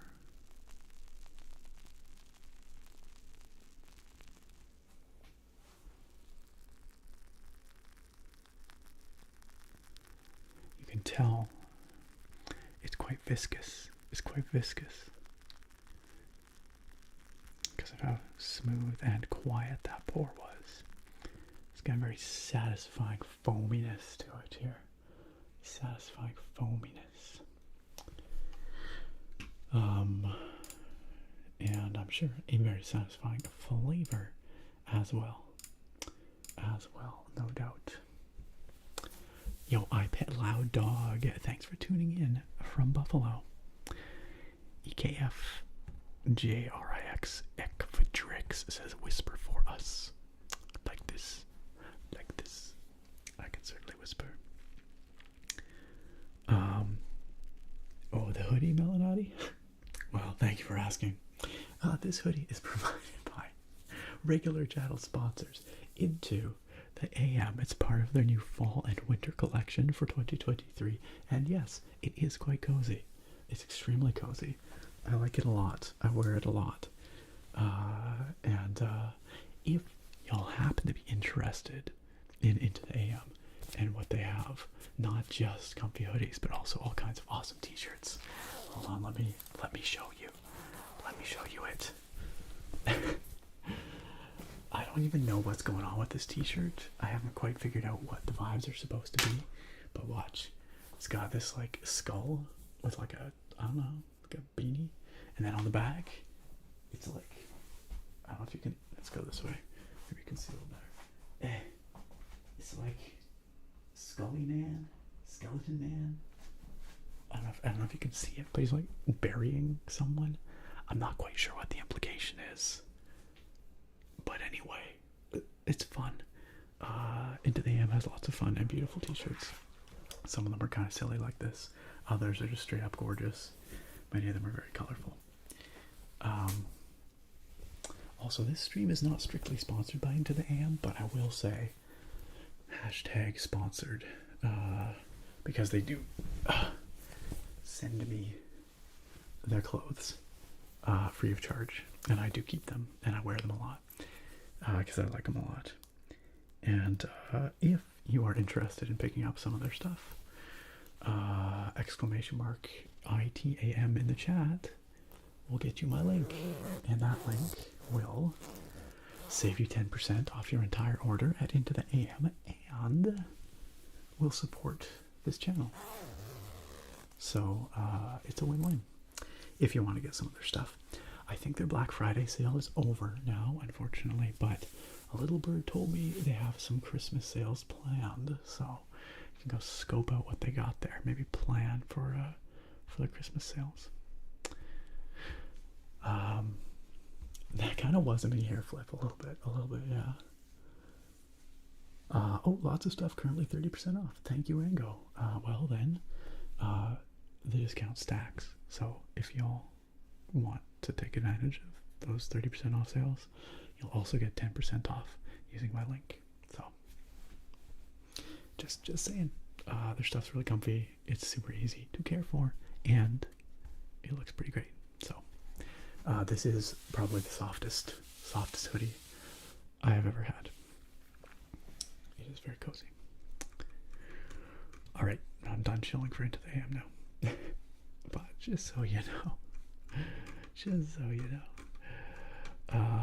I hope you all enjoyed that beer pour. I'm just scrolling back through, making sure I didn't miss too much. Yo, A10, can we get a shout out for A10 as well? If we haven't already, A10 is another awesome ASMR streamer on this platform. Obviously, totally new here, never been here before. I'm glad you like the vibes here, A10. It is a pleasure to meet you as well. Oh, one of the best pours you've ever heard. My, thank you.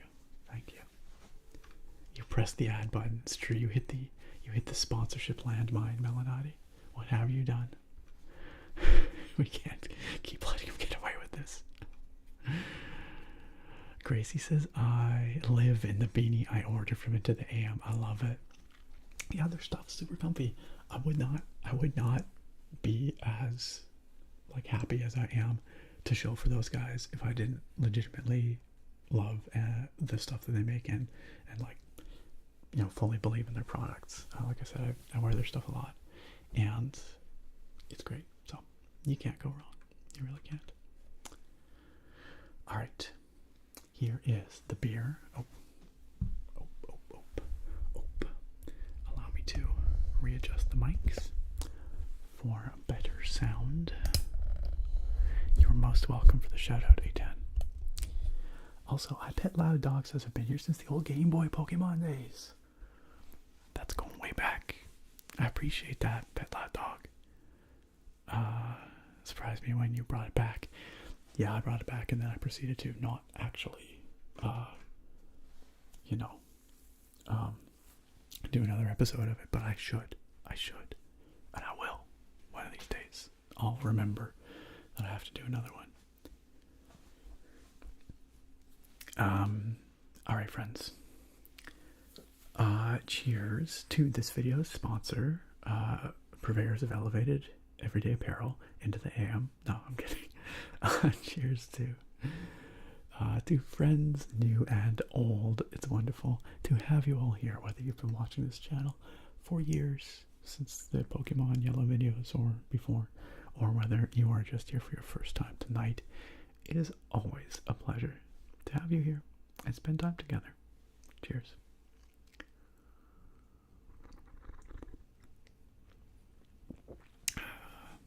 Delicious. Very pleasingly toasty, but not deeply roasty. It's it's got a fairly dry finish, actually. It's not like heavy and sweet. It's not quite as viscous as I expected.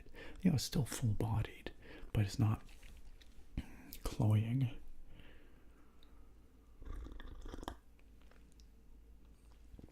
It's got a pleasingly dry finish. And a nice, fairly light body for a stout. And it is delicious. It's got that nice roastiness. That's very, very good. Extremely drinkable. Thumbs up. Definitely thumbs up. Into the AM do be looking quality. They are. They really are. Yeah, it's Thief all over again. Kuro, what is? Melanite says their stuff looks awesome. I can't wait to get my hands on some.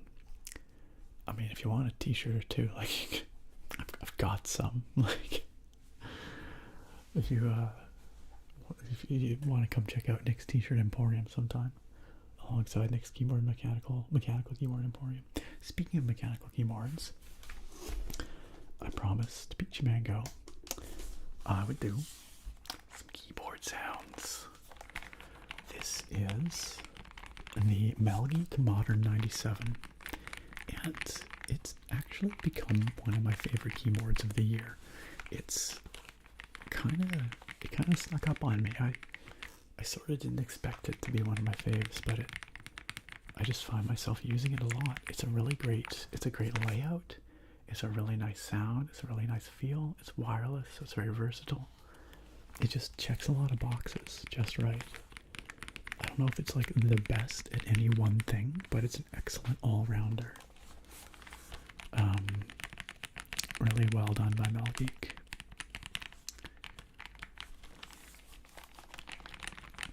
It's got a really nice lockiness to it. Buttspot says their stuff looks awesome. I can't wait to butt my hands on some. That sounds on brand for Buttspot. Erelx, cheers. Cheers, Gracie. Naga, Tumafet. Naga says kind of nuts that my 3-year stream anniversary isn't that far away. It blows my mind how fast time seems to slip by when I see the stream anniversaries, when I think about the time we spent together here. It's wild, you know. I say this all the time, but it still feels like I'm a newbie streamer sometimes. I still feel like I don't really know what I'm doing, and I just kind of wing it. Maybe that's what streamers always feel like, I don't know. But, yeah.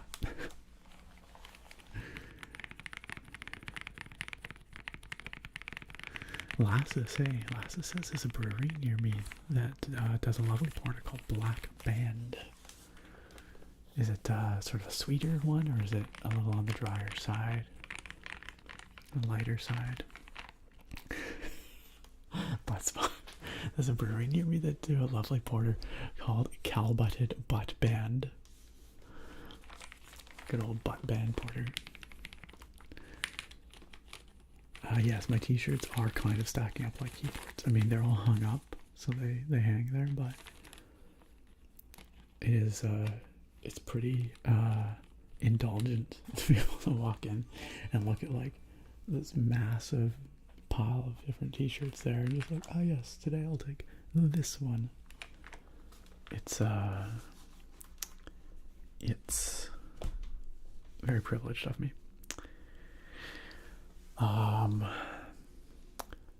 X Shot Tanjiro, thank you for the follow and welcome.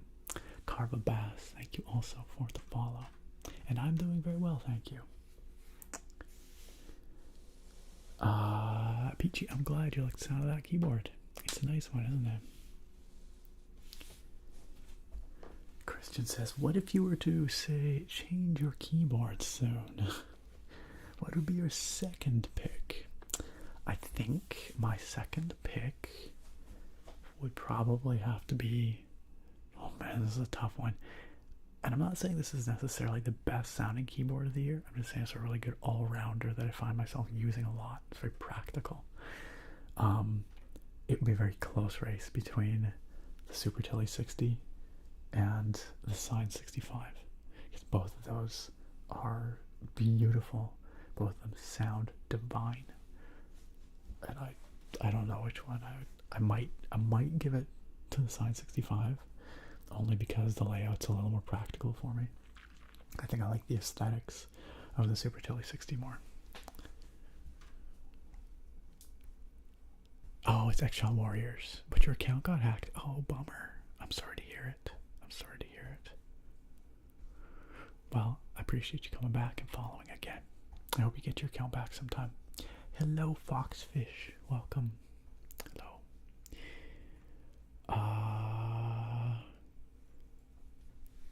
Yo, what's up, Christopher Rose? Connecting in the chat with some other folks. That's fun. Dilpic, hello. You got your reply. Good. Excellent. Yes, you were on the list.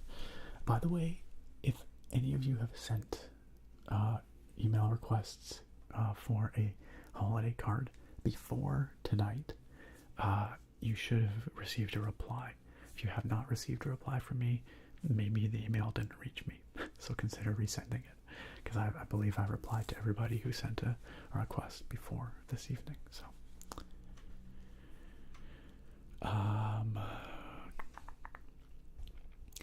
I Pet Loud Dog asks if I'm a fan of Metroidvanias. Yeah, I do. I do like them. I would not say I'm a seasoned Metroidvania player, but Super Metroid is going way back. One of my favorite SNES games. And yeah, there's some others that I've enjoyed. Although sometimes I feel like I like the idea of Metroidvanias more than I actually like playing them. I think that's mostly because I'm bad. I think it's because I'm bad. Pretty sure. Do I know about cookie cutters coming out on the 14th? That I do not know. I'm not familiar with cookie cutters. What's that about? Kyle Greenfield asks, hey Nick, how many keyboards do you have? To which I always say I don't know the exact number because I have not counted recently, and I have a stack of unopened ones that I still have to get around to reviewing, but somewhere in the neighborhood of 70 to 80, probably closer to 80 at this point. I did give one away recently. I got rid of one. I try and pawn them off on friends and family, but I guess I don't have enough friends to give keyboards to. I don't know. Odrin, thank you for the follow and welcome. Creator for Life, hello. Welcome to the stream. Great to have you with us. And Mauser. Yes, Morrowind. Speaking of which, let's get back to this game. Let's play this game. It is that time. We are 2 hours into the stream. What did I say? Sometimes it's 2 hours before we get to the game.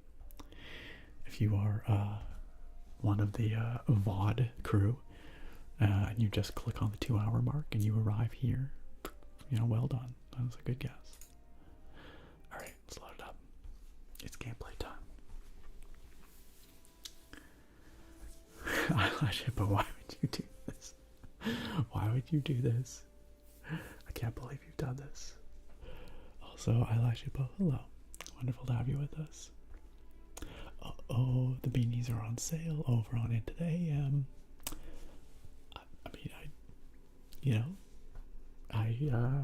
I'm not one to judge if you pick up a beanie for 40% off. Well, 10%, 30% off, and then another 10% off. Not additively, but you know what I mean. You know what I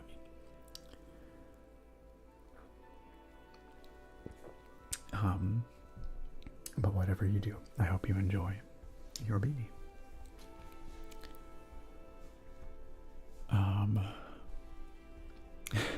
I do promise, Christian, I promise. I do nothing untoward with your email or your mailing addresses. They just sit in my email until I send a card, and then that is all. I do not. Who was it? It was Peachy Mango, I think, here, who in their email asking for a Christmas card or a holiday card. They said something like, please don't send me a glitter bomb or murder me." I'm like, well, now that you've mentioned it, I mean,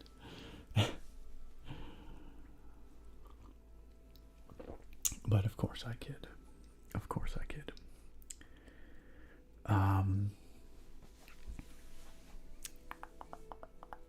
Rango says, "Seeing you play Morrowind makes me nostalgic for a game I never played, and I want to try it, but I'm afraid I'd not have fun due to its age." I think that's a challenge that a lot of people face, and I think if you go into it with patience and willing to meet it on its own terms, I think you can have a good time with it. Treat it as a strange and arcane thing to be explored, rather than something to be optimized or, you know, speed run or whatever. It's not going to be hugely action oriented. It's not going to be modern and slick, but it is weird in a wonderful way, and that is the best part, is uncovering that weirdness. Plus there's 1,000,001 guides and whatever out there if you get stuck. I mean, you can always look stuff up, but I would say don't even worry about, like, you know, min-maxing or anything, or just go at it and see what you encounter, you know. I think reveling in the weirdness of Morrowind is one of the best things. Speaking of the weirdness of Morrowind, we find ourselves in a Daedric ruin. The Daedric ruin of Ald and Daedroth, way up here in the Sheogorad region of Vardenfell. And we kind of crashed a party of Daedra worshippers here, and murdered most of them. Turns out that sorry, there's a little plosive on there. I should put the covers back on so I don't pop in your ears.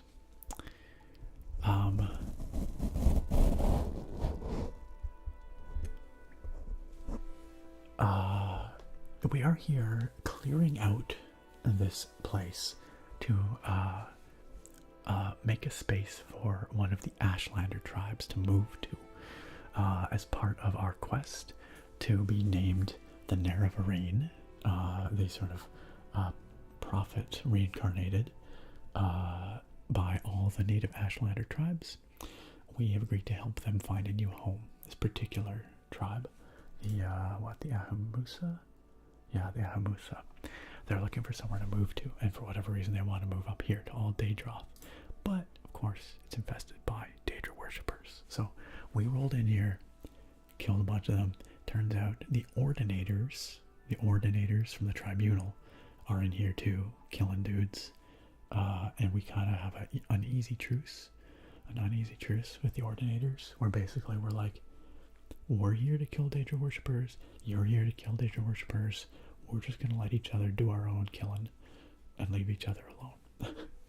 So, and we have now finally made it to the final chamber of this crazy Daedra cult, which is basically a big party. It's basically a bunch of Daedra worshippers come here to dance, which basically means murder each other by the sounds of it.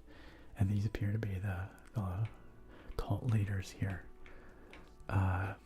Lireni in Naval and Grozgob, who is a Khajiit. Meow. Meow. I'm Ragrozgob the Khajiit. That's right, Ragrozgob the Khajiit. How do you like my tail? What? You've never seen a Khajiit before? So definitely Khajiit, 100% Khajiit.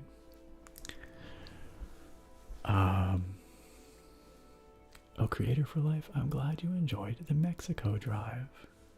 It's always fun to go back to Forza Horizon 4. Or 5, I should say. 4 too. It's true, I love Shippo. I will never ever live that down. Creative for Life says, I hear somebody saying you might as well reset if you don't min-max, as it apparently gets pretty difficult if you don't. Nah. I mean, like, you can run into issues for sure. There are builds which will make things very difficult, but if you like use a little bit of planning and forethought, you'll be fine. You don't have to min-max. This character is certainly not min-maxed. Yeah, I would say min-maxing is not nearly as critical as some people make it out to be. Also, that scamp reminded me that there's also a scamp back here. Lustedrike, who, it turns out, is a bartender. Lustedrike sells drinks. Back again? I don't know, pal. You look like you've had plenty. Or maybe you always look that way. We can ask for some more booze. Free drinks. It's on the house. Only you gotta drink it here. Don't want you drinking and flying out there. Let's drink a mug of Sujama. Oh, sorry, pal. You've had enough. Go get some exercise or something. Alright, see you, Lustedrike. Anyway, the deal with these guys is we have to decide what we're going to do with them. And the answer is probably murder. We're probably going to murder them. But before we do that, they look somewhat formidable. So we might want to rest up and eat a bit, because we're pretty fatigued right now. And yeah, it just said at the bottom of the screen, you're exhausted. So I can probably use a bit of rest and food before we fight these guys. I Pet Loud Dog says, I remember back in the day playing Morrowind, I woke up a vampire, had no idea how to change back, quit, and never came back. The classic, the quintessential Morrowind experience. Love it.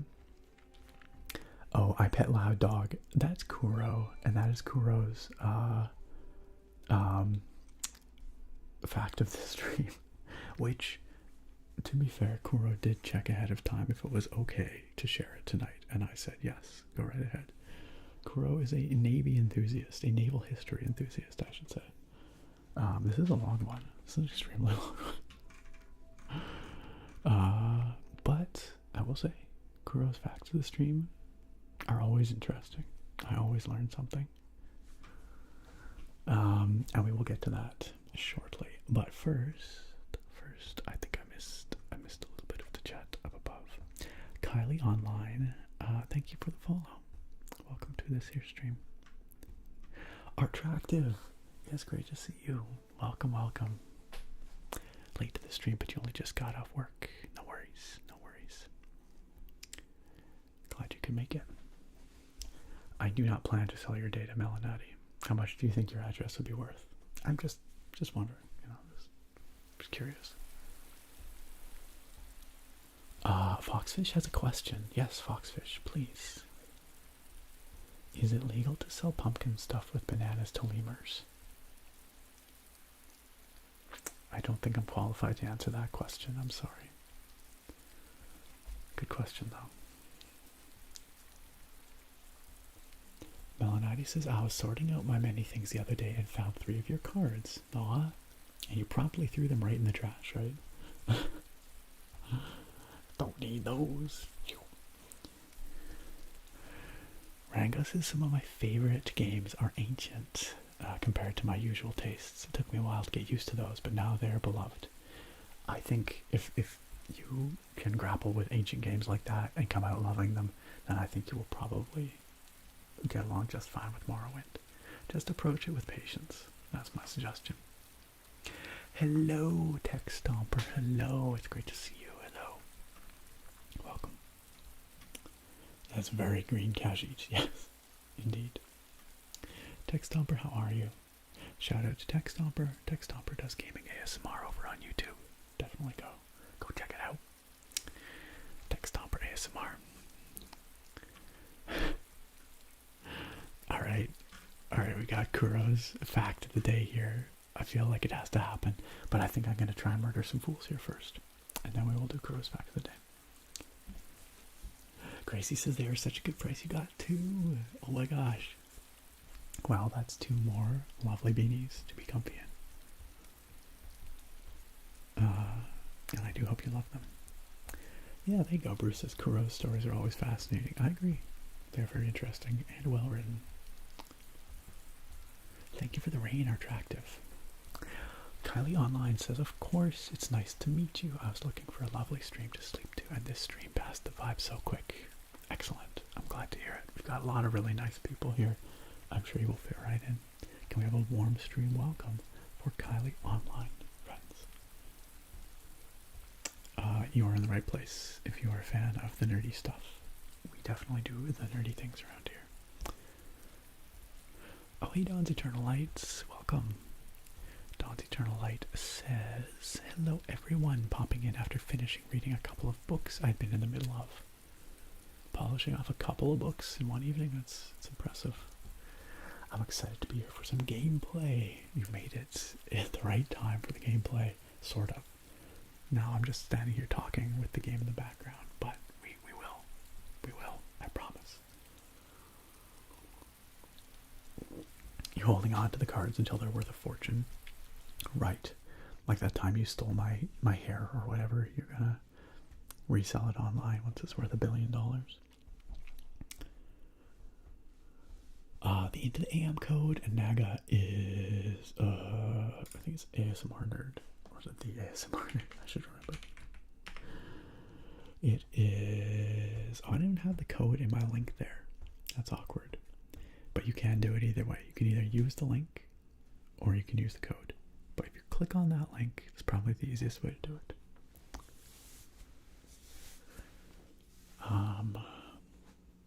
I hope you enjoy your t-shirts, Naga.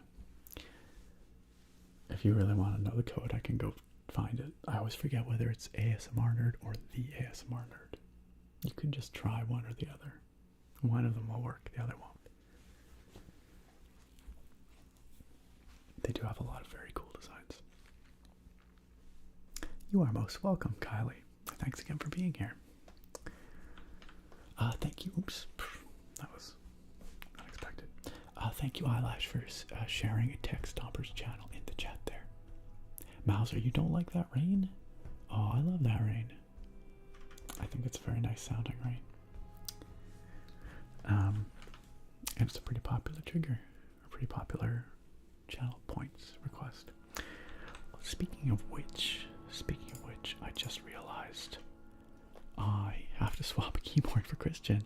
Christian wanted me to swap to the Sign 65. I can definitely do that. Let's do it. Let's do it right now. I'm going to put aside the lovely Modern 97 here.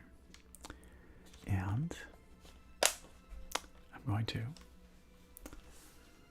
swap to the Sign 65, which is a gorgeous keyboard from Wind Studio.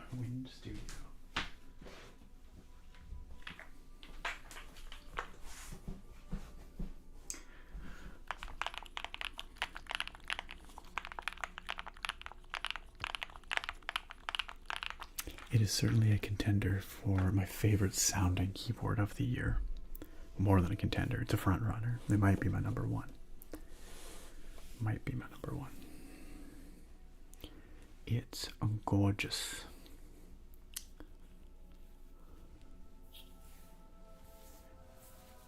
Yes, like Gracie says, it will automatically apply the coupon code if you go through the link at checkout. It'll automatically apply it. I just thought maybe you had a cart full and you didn't want to have to go through the link or something. That's all.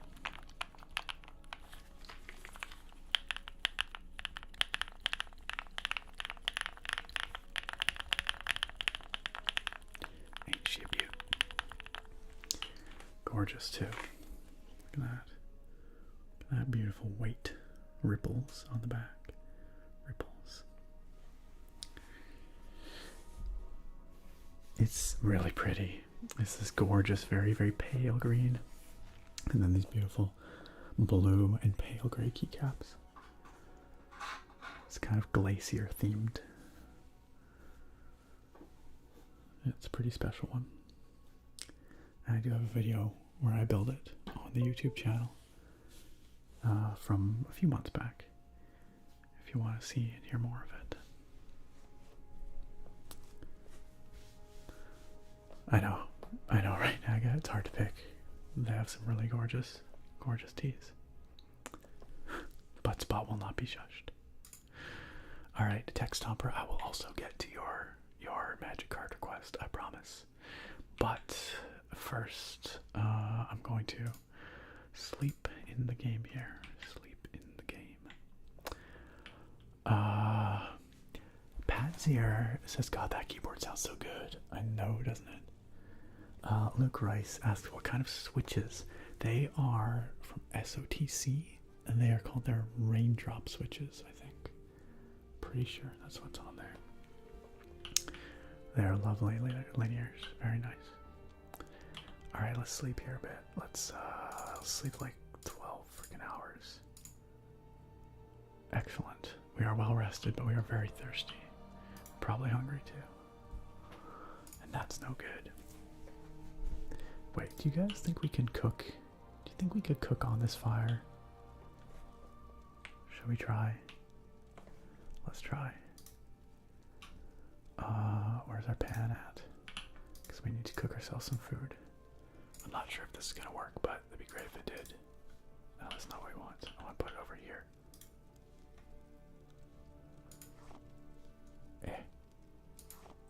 There we go. I don't know if this is going to work at all. Let's find out. Normally you have to build yourself a little campfire. What if we cooked up some Daedra hearts? Delicious. Tasty. We will do some hound meat. It's not actual hounds, just in case anyone's worried. It's Nick's hounds. Not my hounds, but Nick's NYX hounds. And they're ugly, so it's okay. They're like giant bugs. I don't think that's working. I don't think that's cooking it. I'm disappointed. I really hoped it would. Norgrill. Oh, it's theasmrnerd@gmail.com. Theasmrnerd@gmail.com. That would be why. Do we have enough firewood to start our own fire in here? I don't think we do. Curses. That's a mistake. Okay, well, we're just gonna have to eat some stuff raw, I guess. It's just way less nutritious raw. You gotta eat a ton of it in order to yeah, I forgot to bring cooked snacks. A shame. A shame. iPad Lad Doxus sounds so pretty compared to the bazooka cannon blue switches I'm using because I'm poor. You can get very nice switches for pretty reasonable these days, like Gatoron yellows, like Gatoron G Pro yellows, like their 2s and 3s are extremely good linears for the price. So if you don't like your clicky switches, you could probably swap them out for relatively inexpensive if you have the hot swap sockets, of course.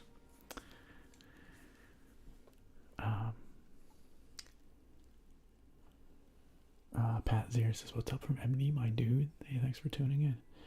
From one fellow Type 1 soldier to another, love your videos and keep up the content. Love you, dude. Yo, Pat, appreciate that so much. And thank you so much for hanging out with us. It's a pleasure to have you here. And also for the pep talk. I wish you all the best in your struggle as well. Maybe struggle's the wrong term. Your management of your diabetes. Struggle implies, that you're struggling with it, which you probably are not. You're probably doing a great job. Josh 8 says, eat everything raw. What is this, Skyrim? I mean, it is an Elder Scrolls game. It is an Elder Scrolls game. Alright, let's just eat some of this hound meat raw. I don't know. Sure. What could go wrong? We're gonna have to eat so much of this. we've contracted food poisoning. Crap, what does that do? What does the food poisoning do?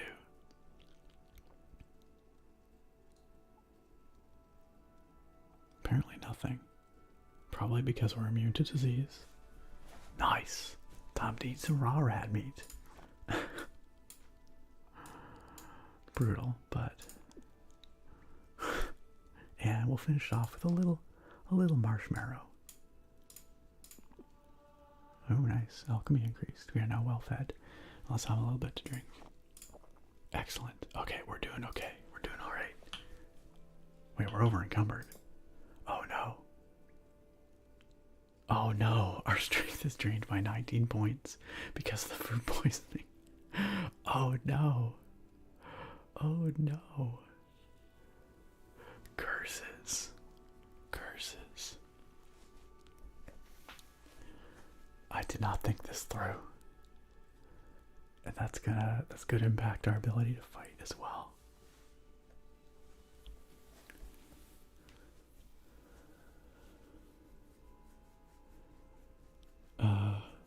Kylie, what's a very good idea? Eating raw rat meat. Kinsey says, is it weird if I just put my phone down and fall asleep to this? Not at all. Go right ahead. Feel free to lurk and drift off. Curses. Okay, well now we have to drop some stuff. It's embarrassing. What are we gonna throw down on the ground?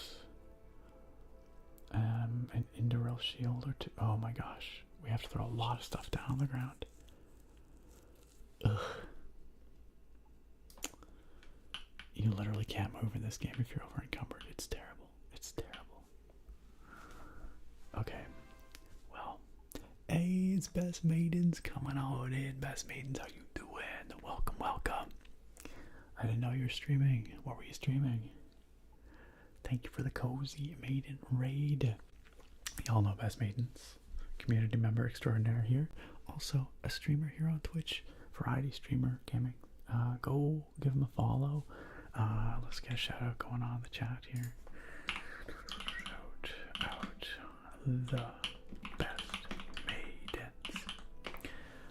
What were y'all up to tonight? Best Maidens, thank you for coming on in. Thank you for bringing your community here to chill with us. It's a pleasure to have you all. Throw the rat meat out, says broadcast from Poor Farm. But what if I'm hungry? Trying to get a win in Fortnite because you never play. Fair enough. I also never play. I'm sure I could not get a W.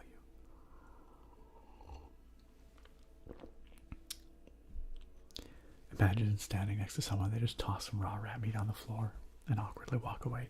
More awkward than that, what if I just ate the rat meat and then tossed the rest on the floor? What a great game. Eats raw rat meat, of course. There are consequences. I mean, technically, I'm supposed to be immune to diseases. I thought maybe I could get away with it. That is unfortunate. Alright, I'm gonna throw some stuff down on the ground there. What do we got? Let's throw down the 2 Indoril shields. The Orcish helm. The Orcish tower shield. Can we move yet? Oh my god. Oh my god, how much more stuff do we have to throw on the ground? The glass Chris. The glass halberd. The Indoril helm. And the Indoril boots. Okay, there we go. Now we can move again. This stack is worth like 100,000 freaking gold though, so we will have to come back for this. Let's do a solid save here. I think we actually hit the limit. Oh yeah, it says you've reached the limit of Morrowind save games. We do have a lot of save games. That's true. I might have a save problem. We're going all the way back here. All right, we'll just start saving over some of our really old games, I guess. Not our very first Sox save, but we can probably save over like this one. Oops, that was dumb. And that'll be number 90.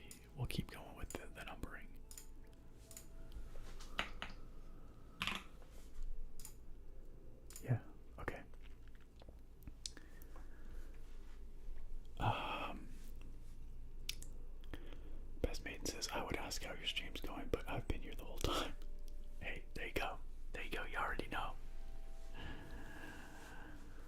Rango says, oh my gosh, I'm the crazy guy who rocks the one save for 500-hour play. That's living dangerously. That's called living on the edge. Okay, well now we've got to the point where now we have to deal with our drained strength. So we were going to fight these guys, but instead now we're going to use our Amulet of Divine Intervention. And we're going to teleport away. Wait, no, we have to mark first. What am I doing? Let's mark here so we can recall easily enough. Nice. Okay, we've marked this spot, so we should be able to teleport back here. Now let's use our Amulet of Divine Intervention. And we will... Gosh, where are we? Buckmoth Legion Fort. Okay, alright. We're just south of Alderaan. And somewhere in here should be able to get rid of our illness, right? Right. I don't remember, in Legion Forts, where do we get our diseases cured? Maybe we should have used some CV intervention. Because that's... crap. Nice. Okay, much better. I know where to go in here to cure our diseases.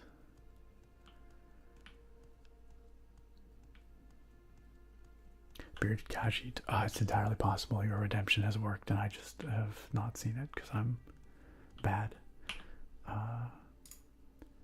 Cure disease. Oh crap. Wait. Cure poison? What the heck am I then? Did that do it? Oh, come on. I don't actually know how to get rid of food poisoning in this mod. This is a thing that's added by a mod. I assumed I could pray to the tribunal and get rid of... You'd think cure poison would do it, but apparently not. Apparently not. Bearded Khajiit, I'll take a look and see what your redeem is. Okay, I'm gonna have to Google this because I actually don't know how to get rid of food poisoning with this mod. The mod is called Ashfall. If anyone wants to look it up, you can look up Ashfall food poisoning and tell me how to get rid of it. I'm not sure. Maybe I need a potion of some kind. What was I doing? I was looking at the redemptions. A dad joke. Yeah, you betcha. Also, I have a random MTG card request for Text Stomper, and I still have Kuro's Fact of the Week, which I'm going to go back and read. Let's find a dad joke for Bearded Khajiit. Okay. Oh my god, these are so bad. These are so bad, I can't even.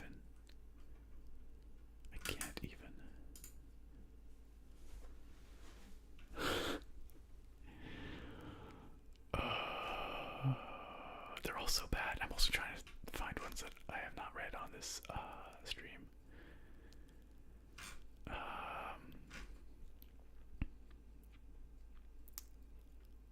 This is a stupid one. What did the 0 say to the 8? Hey, that belt looks good on you. So dumb. So dumb. How do trees get online? They just log on. I'm sorry. Alright, good. There we go. We got our two dad jokes for the price of one. And a text offer.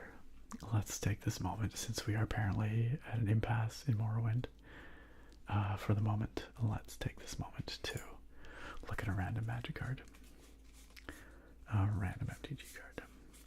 Alright, this is a pack of Kamigawa and Neon Dynasty. And it's a set booster. And we have a handful of cards that we have not looked at here yet. One of them is double-sided, so we can kind of see what it is. So we'll take one that's not that. Let's try this one. Let's see what it is. That's not the one I have to take. Let's take this one, see what it is.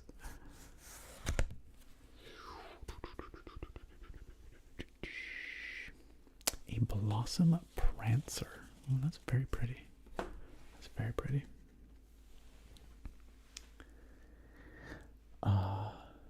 When Blossom Prancer. Okay, so it's a 5 mana green spirit creature, a 4/4. God, that's gorgeous, eh? When Blossom Prancer enters the battlefield, look at the top 5 cards of your library. You may reveal a creature or enchantment card from among them and put it into your hand. Put the rest on the bottom of your library in a random order. If you didn't put a card into your hand this way, you gain 4 life. It's actually quite versatile. It's not bad at all. Cool. So pretty. It's a neat card. I like that a lot. A fun pull. Sargon says, okay, it looks like you recover from food poisoning over time, or you can drink creshweed tea. I don't think I got any creshweed tea here. I don't even know where one gets creshweed tea. Okay, screw it, whatever. We're just gonna load, so we didn't have to worry about coming on this adventure to the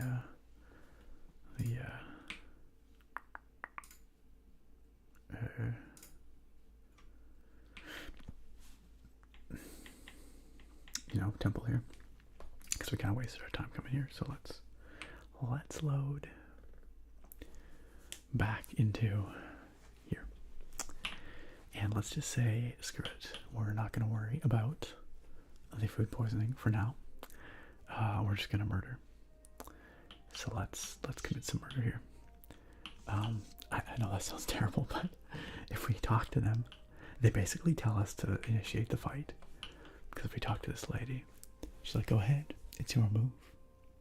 If we ask about the dance, dance with your partner, swing the axe and mace, rough and tumble, the spice of life and death. Don't you understand? Do you want to die like a farmer?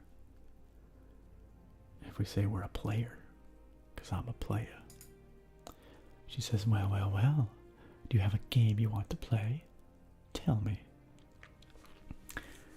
And, okay, we do have a couple of options here, actually. So the Ahamusa are that Ashlander tribe that we are trying to find a home for. They want to settle here. We can plead the pitiful case of the Ahamusa. I don't think she's going to be receptive to that. I think she's going to say the weak deserve to die. We can offer to spare her life in exchange for shelter for the Ahamusa. I also don't think she's going to accept that. I think she would much rather fight. Or we can challenge her to a duel, in which case she says that we have to make the first move. Don't tell me I'm... don't at me I'm moody, says the easiest way to get rid of food poisoning is to yak it all up and get plenty of rest and water. I mean, true enough. I don't know where my vomit button is. It's Morrowind, though. It is totally a sawsbuck, isn't it? That card. It is also beautiful, though. Okay, let's see if we challenge her to a duel. Yeah, she says, your manners are a credit to your upbringing, but there's no need to be so formal. This is a dance, Socks. If you want to dance, just pick a partner and start swinging. And if you want me to be your partner, go ahead. You're the guest. You make the first move. Big yikes. Danita, hello. Hello and welcome. Great to see you here. How are you? Okay. And our character, Socks, the Orcish Paladin, is a pretty noble sort. Striking first, maybe not the most noble, but these are Daedra worshippers, so I feel like she'd want to purge them. So I think we're good. Let's do it.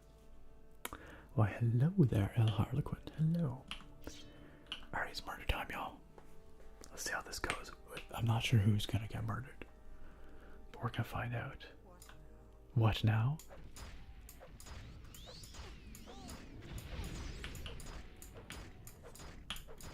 Oh gosh, we're over encumbered. That means one of these guys had a drain strength. Yet again. Okay. Well, that worked. Oh my god. How low is our strength? 84 now. Oh boy. A fellow Daedra worshiper exterminator. You betcha. You betcha. Christian, you haven't fallen asleep yet. Am I losing my touch?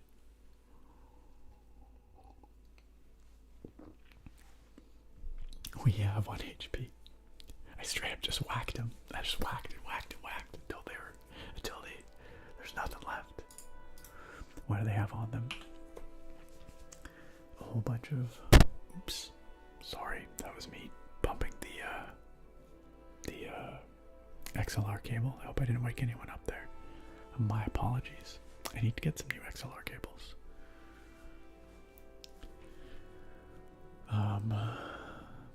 A bunch of bone mold armor, and a Crimson Despair amulet, and a Devil Tonto.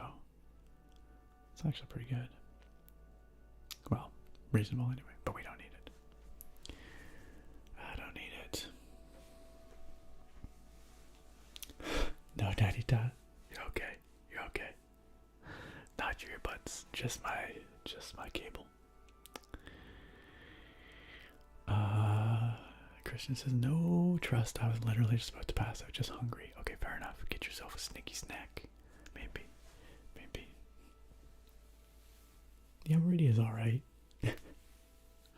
Azura's pretty cool. Mauser, I'm drinking St. Aidan's Porter from Ucluelet Brewing on Vancouver Island, British Columbia. It's the first of their beers I've ever had, and it is a delightful porter. Looks like they won some kind of award here too this year, which is pretty cool. Pretty cool. Very tasty. Okay, oh my gosh, 420. YOLO. We have to drop more stuff. But what? I don't even know what's weighing us down so bad right now. What is so freaking heavy that we're carrying?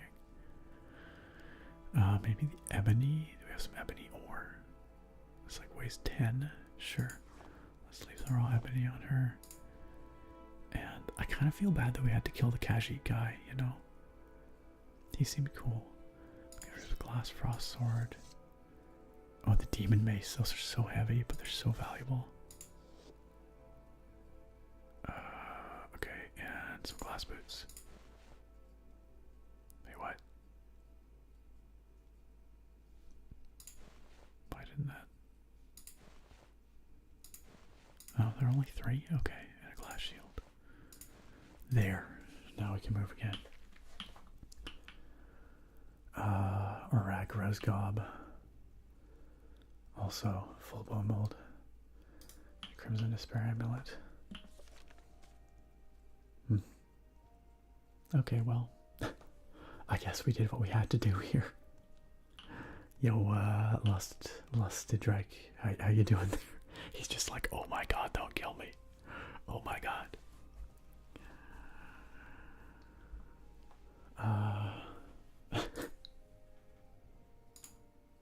Nice. He gave us some more Sujamma. Thanks, bud. I could use a swig of Sujamma after all that murdering. Where is it? Oh, it doesn't even go into our inventory. Bummer. I don't think so. No, I guess we're just supposed to drink it on the spot. Okay. We'll leave him alone though. You know, he's cool. He's cool. Cheers, Mauser. Cheers. It is really good. Don't have me on Moody. It is real good. Okay, well, I think that's worth a save. So we save 91 and we'll replace Socks 4.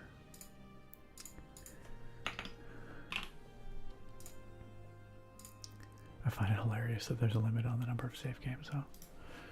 Okay, now we have to go use our CV intervention to get rid of this strength, you know, nerf. Okay. Oops. And I think coming and praying here will do that. But I must say, we still won't be able to get rid of our food poisoning. Let's see for restoration. Okay, yeah, there we go. Our strength is back up, but we still have food poisoning. So let's see if we can find some creshweed tea. Do we have any creshweed? No, we don't. Let's see if someone in town sells some creshweed tea for our tummy, our little tummy ache.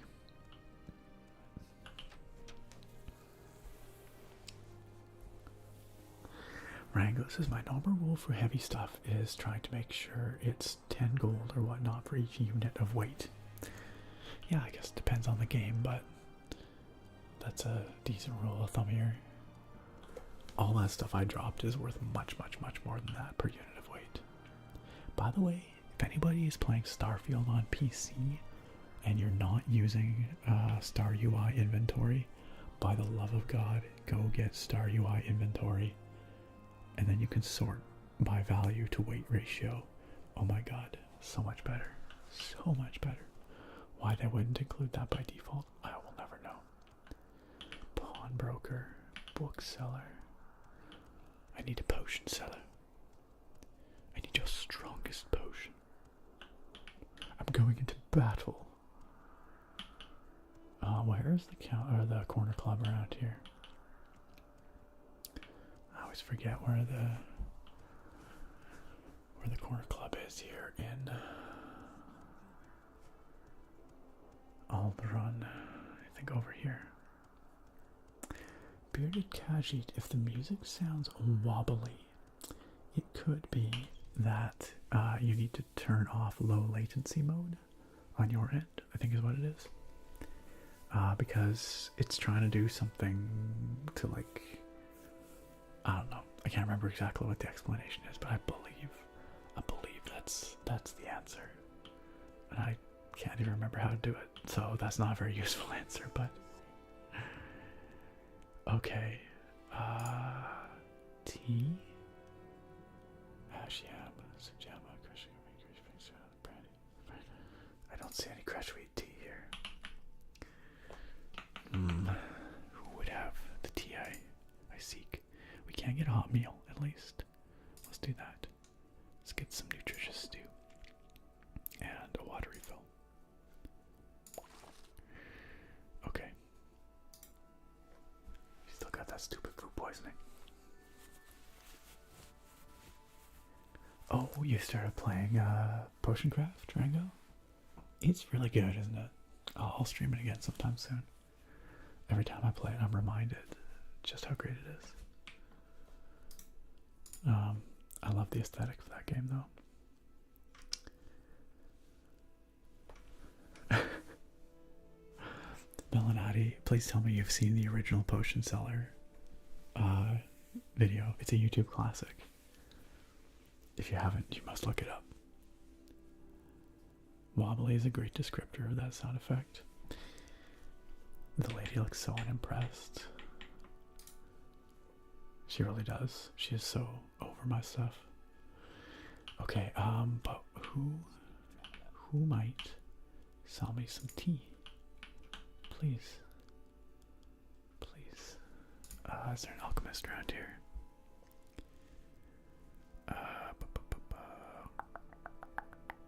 Just go. Eminent temple priest and scholar. I'm looking for a specific services.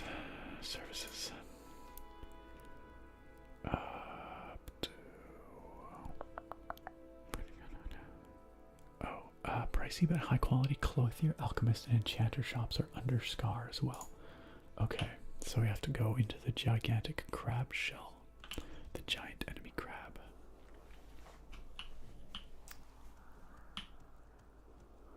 go into the giant enemy crab, who's no longer an enemy crab anymore. He's a very dead crab.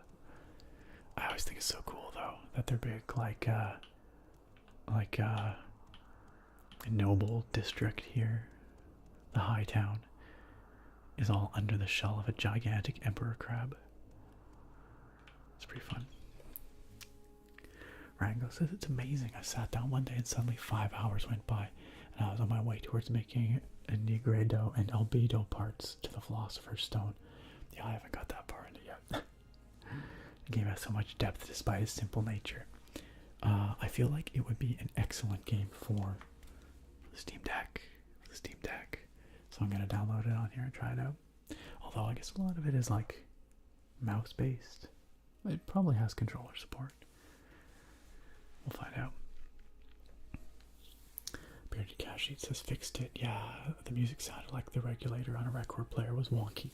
Yeah, I've been on streams like that before. I don't know what exactly causes it, but it's something to do with the low latency mode toggle. Trying to like keep pace somehow. Okay, we're looking for an alchemist.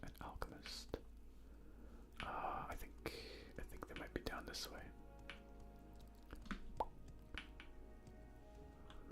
Clothier. Alchemist.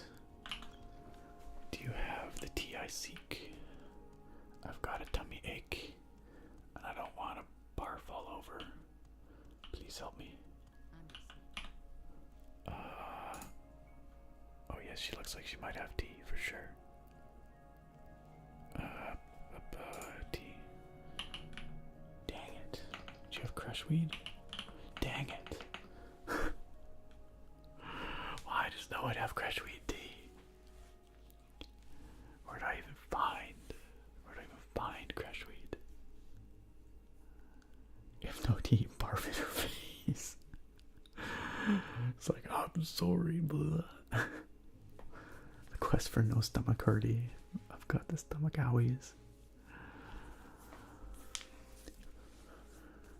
Oh, you thought it was the poison mod distorting the music to make it like I'm ill? That would actually be quite funny. That'd be very clever. Not to crap on either game, but Morrowind's characters are inspired compared to them looking at you, Skyrim. I will say that these are modded faces, so the original Skyrim face, or the original Morrowind faces, are pretty rough. Like, this is very much the yassified version of this face. She looks glamorous, to be sure, but I don't think she looked like that in the original release. I can't remember how different it is. It's been so long since I played with the original faces. Okay, no tea to be had here. Well, if it's not at the inn, and it's not at the Alchemist, I don't know where one would find crushweed tea. I suppose I could make it myself, but I don't know where. Okay, I'm gonna try one more place. What about the Outfitters? I think there's like a pawnbroker. I guess a pawn shop wouldn't have tea. That doesn't make any sense. Yeah, there might be a more high-end corner club around here. I think this is the same place we just came from. Oh, an enchanter. You think an enchanter would have tea? Probably not. Seems unlikely.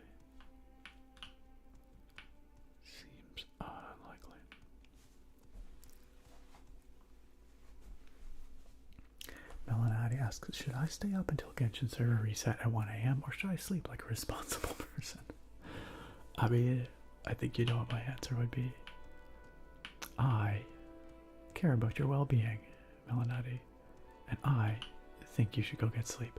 But, easy to say, not always so easy to follow through on.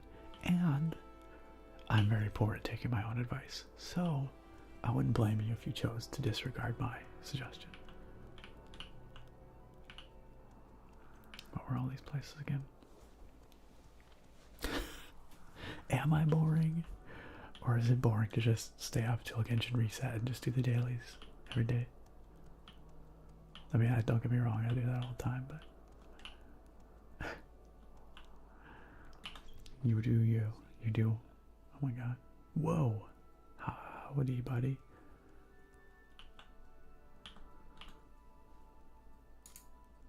Oh my gosh, this guy has so much. Tea? A teacup. Oh, a teapot. Okay, I feel like this would help me brew my tea, though. I don't actually know how to brew tea in this mod.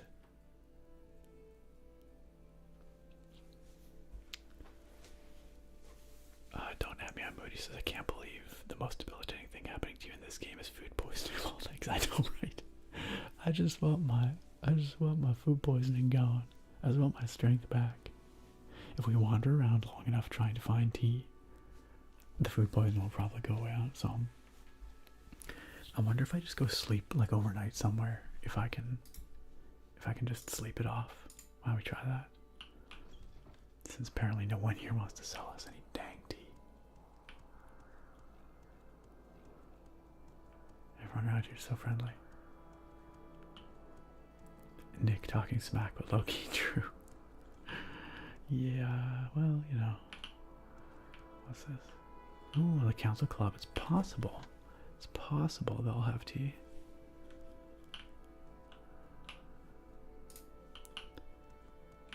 What you got? They really don't like me here.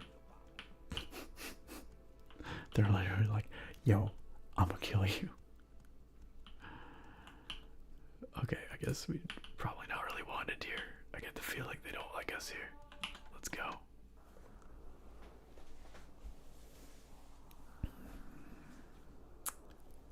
Alright, Melanati. Wait, how close are we to reset? Oh, we're always away, like 45 minutes. It's sleepy time. Oh, you're addicted to... Oh, I see. You're addicted to, whatever the heck. I can't remember what it's called. The TCG in Genshin that I never play.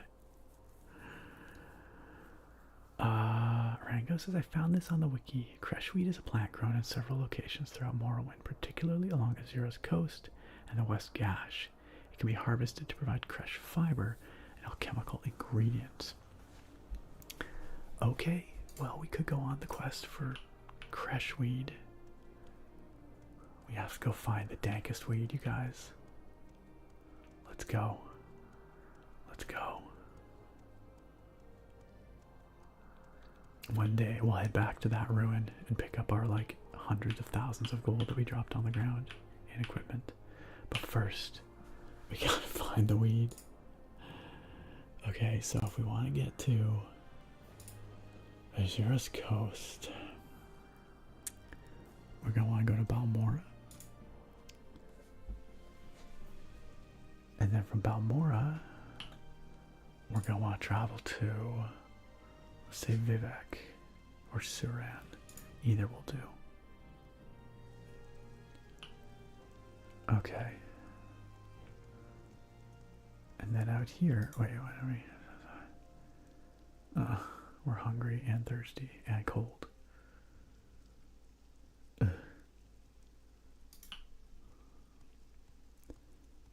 Where is my creshweed at? I can't forget what a creshweed plant looks like.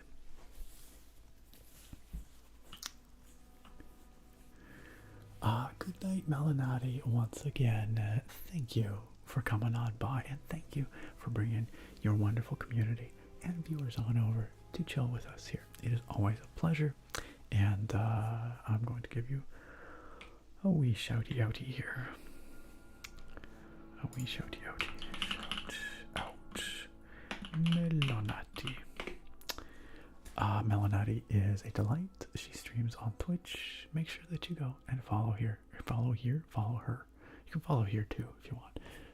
But follow for good vibes. She doesn't do like ASMR specifically these days, but the vibes are always super chill over on her streams. She just got a very chill way about her. And she plays a lot of Genshin Impact, so if you're into that, go check it out. Go check it out. Good night. Good night, Melanati. Sleep well. Have a wonderful week, and we will talk soon, I'm sure. The large mushrooms, you think they look kind of creepy? Maybe a little bit, But there's lots and lots of mushrooms around here. ASMR in the quest to cure food poisoning. This is not where I expect to be spending our time tonight, but you gotta do what you gotta do. This is miserable. We have food poisoning. We're cold. We're hungry. We're tired. We're trudging through the rain so we can find some tribunal forsaken weed so that we can maybe possibly deal with our food poisoning. But that's going to require us then to make tea, and I don't know how to make tea. How do you make tea? Just throw the crash weed in some some boiling water or what? Maybe they grow crashweed over here. Hello, do you know about crashweed? Just a friendly warning, don't spook the netch. Don't worry, they're completely safe if you don't bother them, but get them riled up and they're trouble, especially the Betty netch. I cannot ask her about crashweed, unfortunately. The quest for dank kush, that's correct. Willow flower, that is not crashweed. Heather, not crashweed. Salt rice, not crashweed. Oh, I'm thinking maybe the crashweed kind of looks like one of these things. I'm starting to remember what a crashweed looks like now. It's been a while. It's been a while. Wait, are these crashweed? I don't think so. I don't think so. There's something else. Dirty water. Ugh.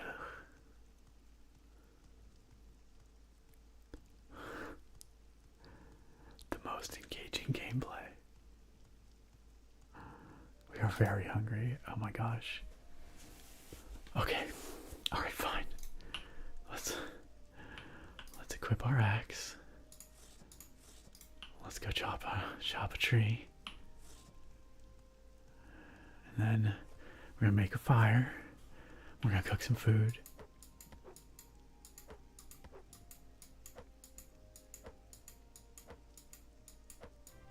Where's the food at?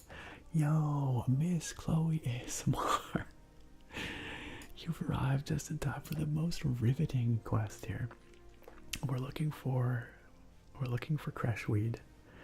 We've got a Morrowind tummy ache. We got Morrowind food poisoning, and we gotta find some godforsaken plant to brew some tea so that we can cure our food poisoning, so we have enough strength to go pick up all the loot that we've left behind.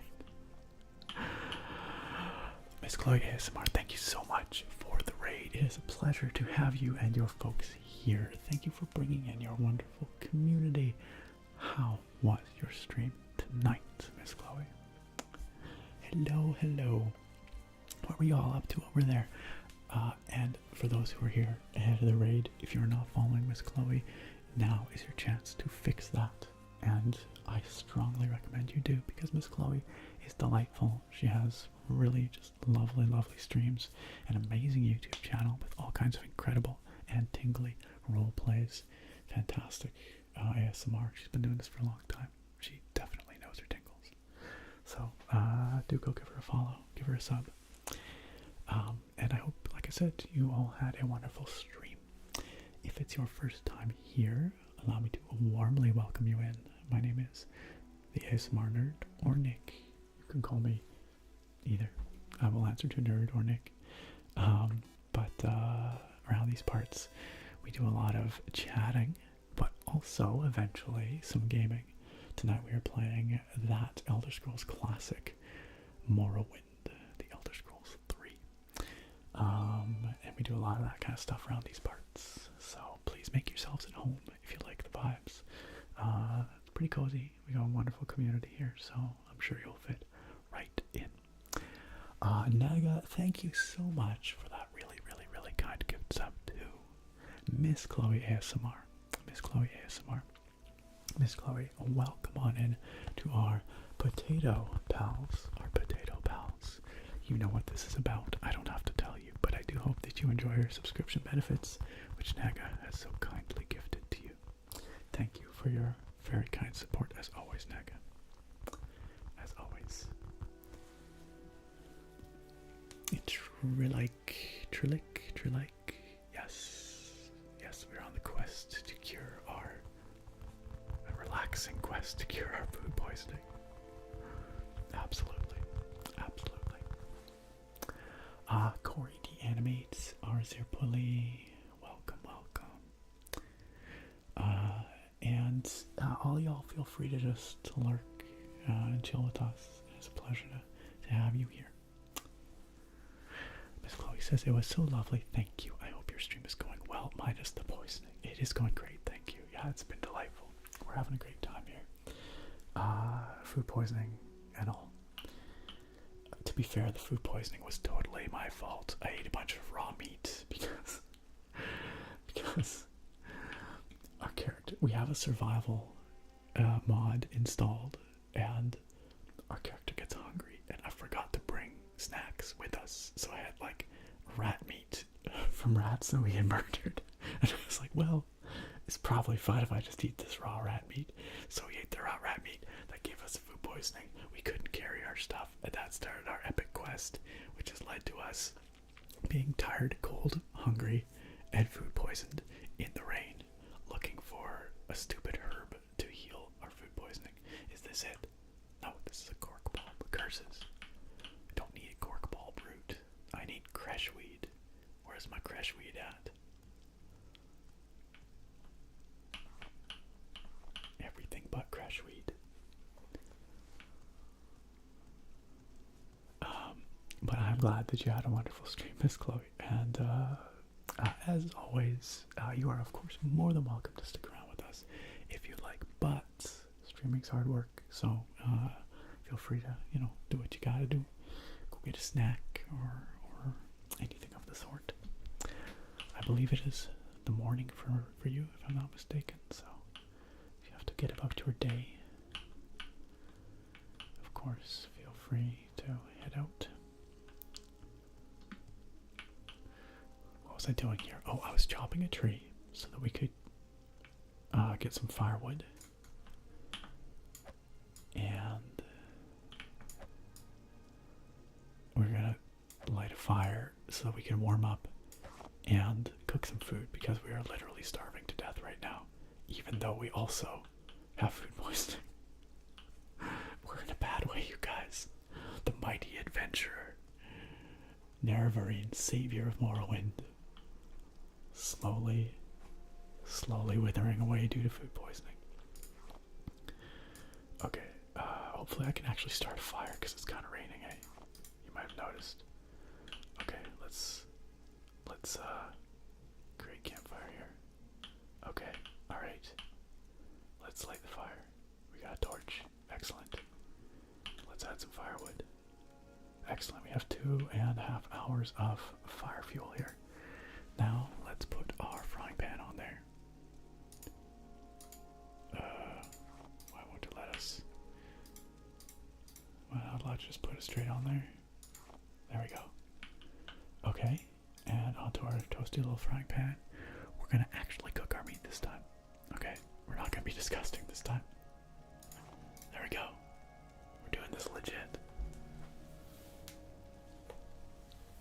This reminds me of many miserable camping trips I've been on.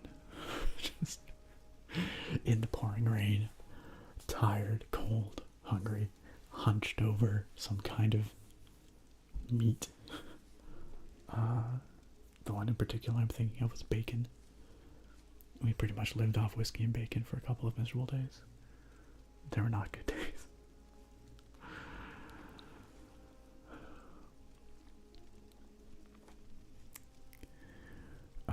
Okay. Nice. Okay. Oh, we can eat for real. Nice. Okay. Let's cook another one. Let's cook another one.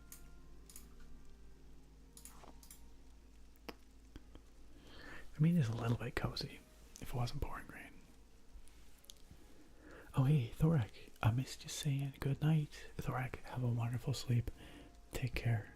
Have a great week, and we will see you next time. Sleep well. Sleep well. See ya. You're damp.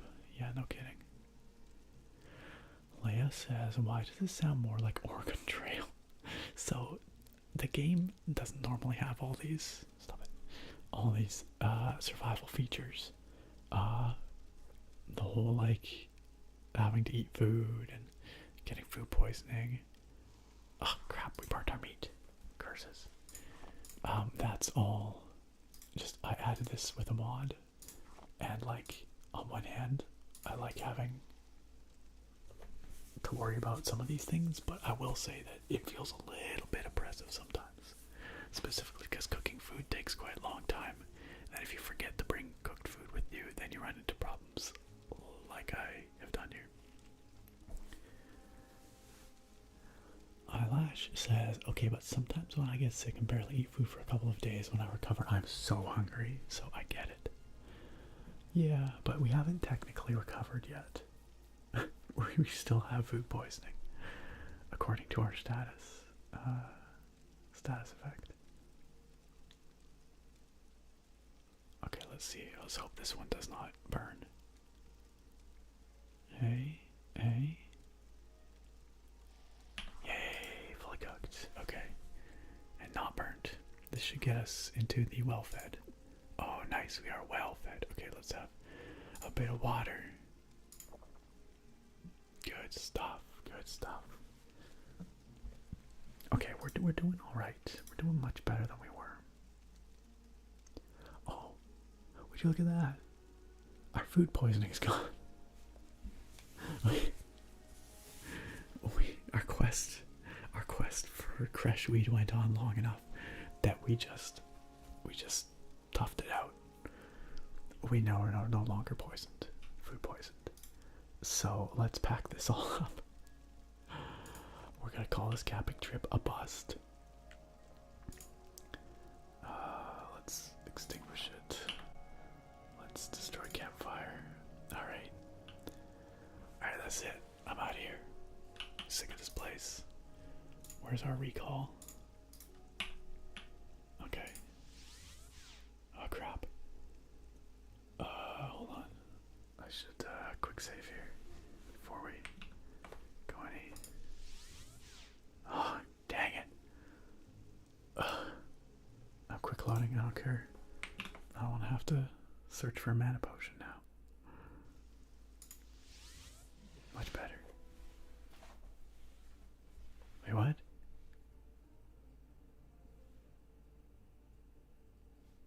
This isn't where we marked. Also, why are we in combat? I think we might have screwed up, guys. This is not where we...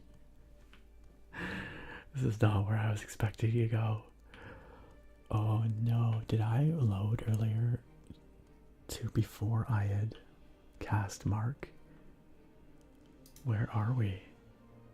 Oh, we're like 1,000 miles away. Well, we're not that far away. This is awful. And also, I'm not sure why we're in combat. We've got the combat music just going, but I don't see any. Somehow we ended up in Telmora, you guys. Oh my god. Oh my god. I can't believe we just ended up in Telmora.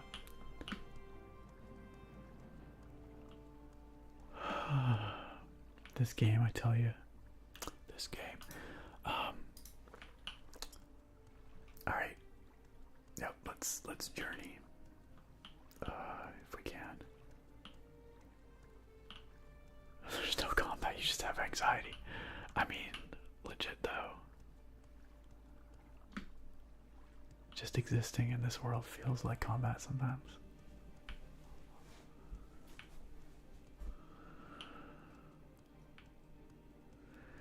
You know what? We're making the same stupid mistake. We're going off on an adventure without bringing any food. But I don't even care.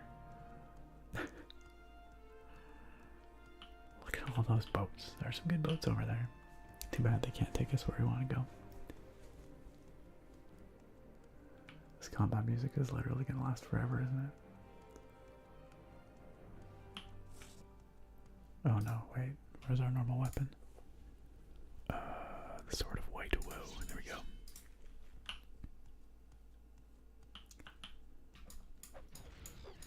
lasers. Ah. Ah. Alright, alright, we're going, we're going. Oh crap, we're gonna have to swim here. I don't want to. I don't want to. That's why they call it fighting for your life. Absolutely. Eyelash, absolutely. Time to get into the chilly water. Go for a little swimmy swim. Oh yeah, I know where we are. This is where we marked a couple of dudes. I swear all our crap better be on the ground when we get there, because we left like a small fortune worth of armor and stuff on the ground there. If it's despawned by the time we get there, so help me.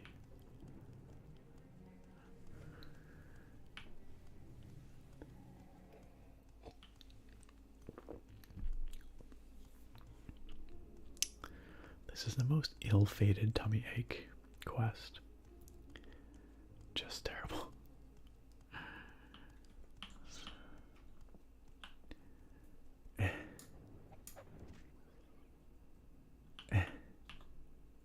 Wait, what? Oh, I thought we killed it. Awkward. Oh my goodness. Okay, let's walk for a little while so that our stamina can recharge. Our fatigue, as they call it in this game.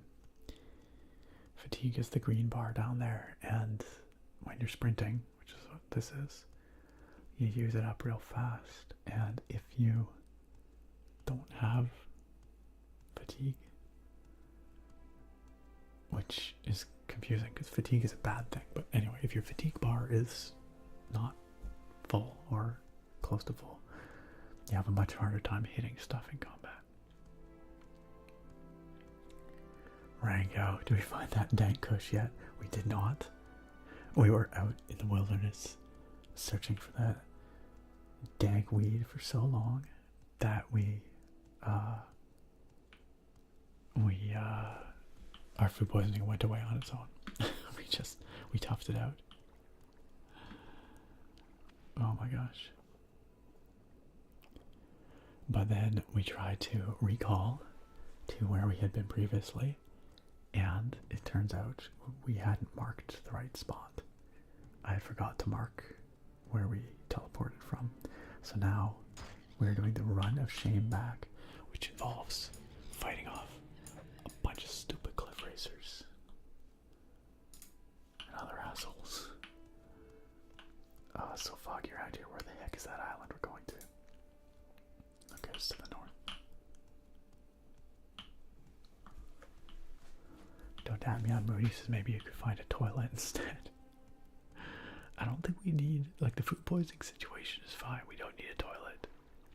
Okay, we murdered this guy previously, so we've been here before, clearly. King Vicky Mouse, thank you for the follow. Welcome. Welcome. Yeah, the weed indirectly cured the poisoning. The hunt for the quest for weed did ultimately accomplish the goal. It's so foggy, I don't even know where we're going around here.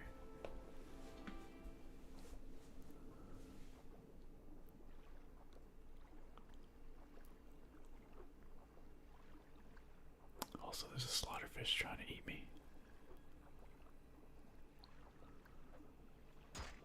Oh my god.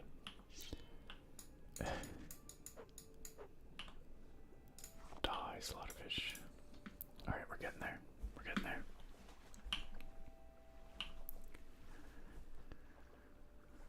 Oh, it's pretty chilly in these Arctic waters. Finally, I can go back to grand questing.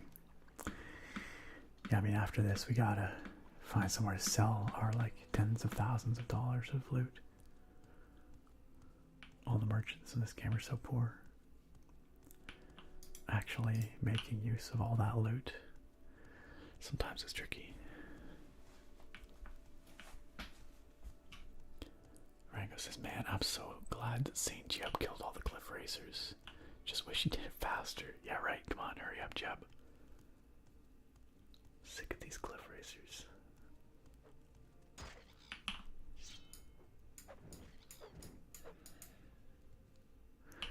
Kuro, I just realized we never read your fact. I only just realized.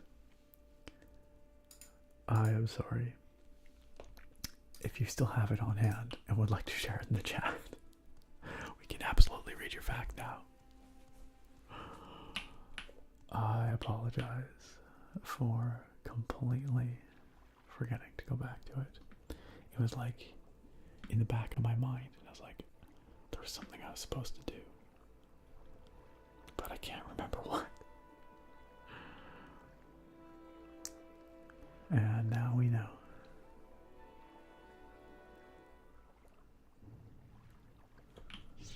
Alright, you stupid slaughterfish. Come on. Oh, no, it's not slaughterfish, it's a drug. A drug. Nice. We can't take his wax. He did not drop his wax.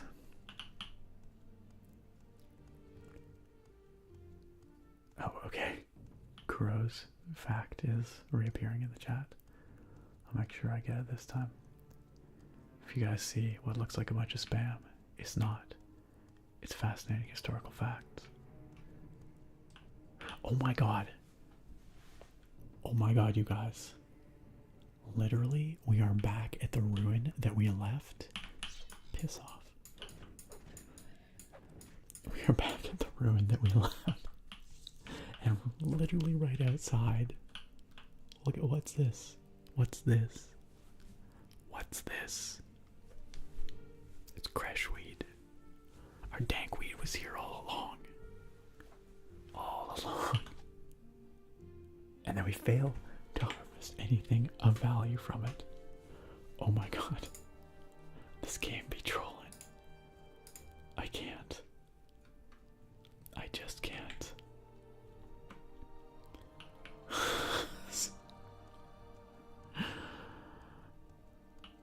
Screw this place. All my homies freaking hate all day draw. All these murdered people on the way in. The real dank weed was the friends we made along the way. Actually though.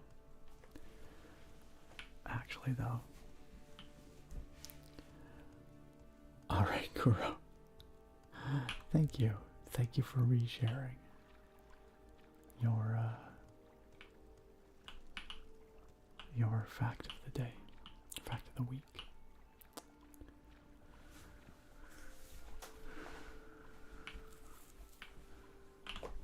I'm just trying to get back to where I dropped all that stuff.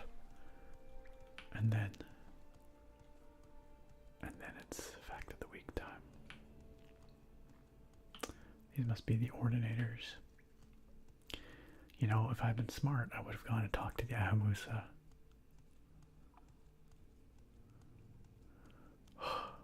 We made it. We're back. Here's our crap pile. Yoink. Yoink. Give me all that good stuff.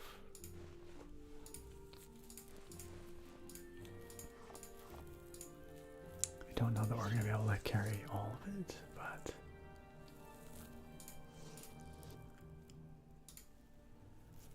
Okay. Okay.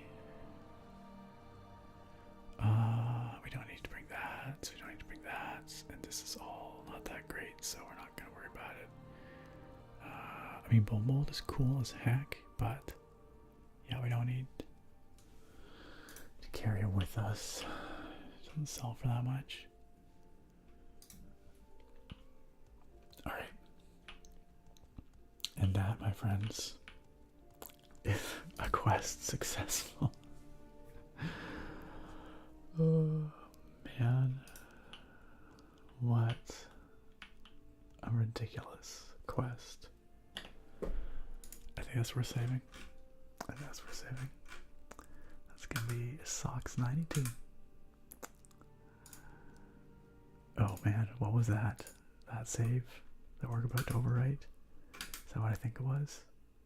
Oh no, I thought it was maybe the Naked Nord man. I don't think that's... Oh, maybe that is. That screenshot looks like our Naked Nord friend.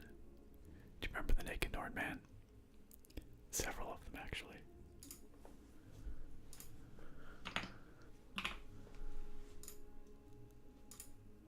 Goodbye, Naked Nord man. Wow. Kuro says, I kept debating to myself if I should have pointed that out to you, but I didn't want to seem pushy. I appreciate it. I mean, you know, we got to it eventually, so. Let's learn about some ships. The Kaga, I believe, if I'm not mistaken. Is that right? Indeed. Kuro says, good evening, Nick and chat. I realized after the last stream that I just kind of gave a brief overview of the Kaga's service history, rather than actually mention anything unique or interesting about the ship. So here we go again with Kuro's story of the stream. And on tonight's episode, IJN Kaga Part 2, Electric Boogaloo. So for anyone who wasn't here for the last stream, very brief summary. The IJN Kaga was a Japanese aircraft carrier built just before World War II. She was most known for her incredible weight, at least for a Japanese carrier, and being one of the 6 carriers responsible for the raid on the US Navy base of Pearl Harbor in 1941. See, the interesting stuff about the Kaga lies more in the political side of her construction, rather than her service history. She was originally laid down as a Tosa-class battleship, a dreadnought design that was intended to be a replacement for the Nagato class of battleships that preceded them, and would also serve as a basis for the Amagi class of battleships. You may notice something odd here. The word battleship keeps coming up, but I just earlier said that the Kaga was a carrier. That's because of a little thing called the Washington Naval Treaty. For anyone unaware, which I imagine is most of us, true fact, the Washington Naval Treaty was a signed treaty by most of the major world powers, or treaty signed by most of the major world powers in 1922. And it, at its core, was basically limited the amount of warships any given country could have. It was put in place to try and prevent an arms race between nations, where the country with the most resources could build up a whole bunch of heavily armed ships and just bully their way through any opposition.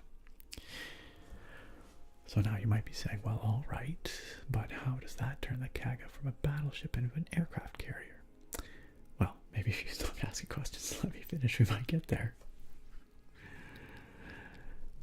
See, the Washington, treaty, Navy Treaty, National Treaty, I forget what it is, the WNT, Washington Naval Treaty, limited ships by class, meaning you could only have so many ships of X type. The Tosa class and the Amagi class were built under the 8-8 fleet program, 8 first-class battleships and 8 armored cruisers/battlecruisers.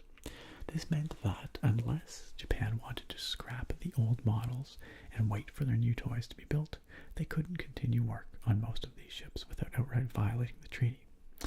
They would eventually end up doing this anyway, but at the time, the Japanese government was pretty on the fence about just outright giving the US the middle finger.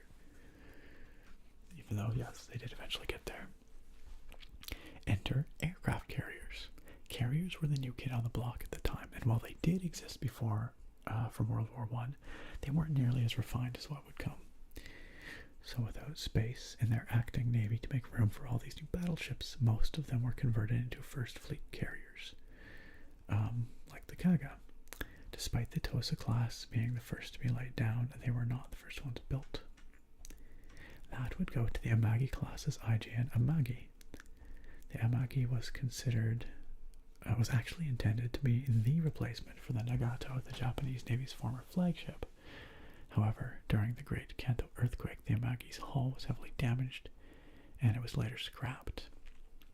In the Amagi's place, the Kaga was initially chosen to become her replacement. However, advancements in the key class battleships and Japan's sudden desperate need for more carriers finalized the Kaga's fate of being converted into a First Fleet carrier. And we all know how that turned out. Well, anyone who was here last weekend listening, I suppose. On the bright side, it left the flagship spot open for the Yamato to come in later. Not that that ended any better, but hey, Yamato. And now I know more about Japanese battleships, carriers, the politics of building said ships in advance of World War II than I knew in my entire life up to this point.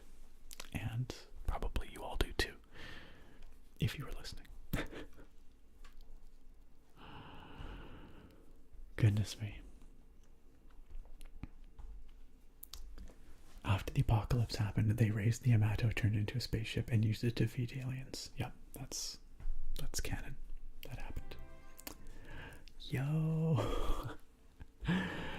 Punk and friends, what is up? Welcome. Come on in, join us. We just finished a history lesson about Japanese warships, World War II Japanese ships. And before that, we finished our Morrowind quest for Dankweed, which we never ended up actually finding, but it was a pretty good quest. We're trying to deal with our tummy ache. Don't worry about it. Welcome everyone. Come on in. Thank you for joining us. Punk, how you doing? How was your stream tonight? What you all up to over there? Making funny noises, doing tinkly stuff. Big chillin'. Welcome everyone. My name is Nick. I'm the ASMR nerd. I do nerdy ASMR stuff like playing video games occasionally. A little bit of that. I like my old video games. So this is Morrowind, The Elder Scrolls 3 Morrowind from 2002. We also do other stuff here like talk a whole lot. We do a lot of chatting. And sometimes I make nice sounds with my keyboards. Thank you for the shout out for ASMR Punk, y'all. Well, once again, if you're not following ASMR Punk, you are missing out. I don't know how else to tell you. You are missing out. So you can go fix that right now. This is your chance. Hit that heart. Follow ASMR Punk. Enjoy his spectacular balls. Amongst other things. His spectacular community. Like Bolos, great to see you. Forbidden and Deep and the Dreadhead Dad. Also thank you for the follows. Dawn, Dominion, A Wonder is Broken, and Hoju. Great to have y'all with us here.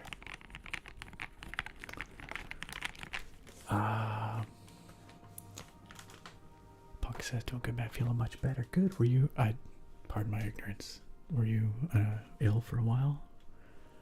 Down with the sickness? It's been like 1,000 million years since I stopped in on one of your streams. I need to fix that. We need to fix that. The thing is, you always end before I do, so we never get a chance to raid back. Also, I just totally smacked the mic and I'm so sorry. Professional streamer. Just making sure you're all awake.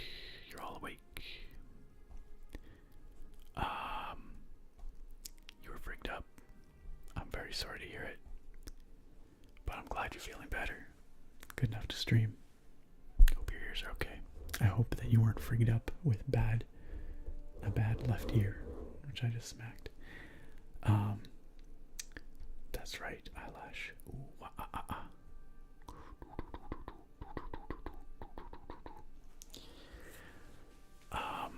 Yes, please tap the heart. Follow the punk. Space Capybara asks, is there a mod list for Morrowind? Yes, actually. I do have a mod list, and I believe it is !MW mod list. There you go.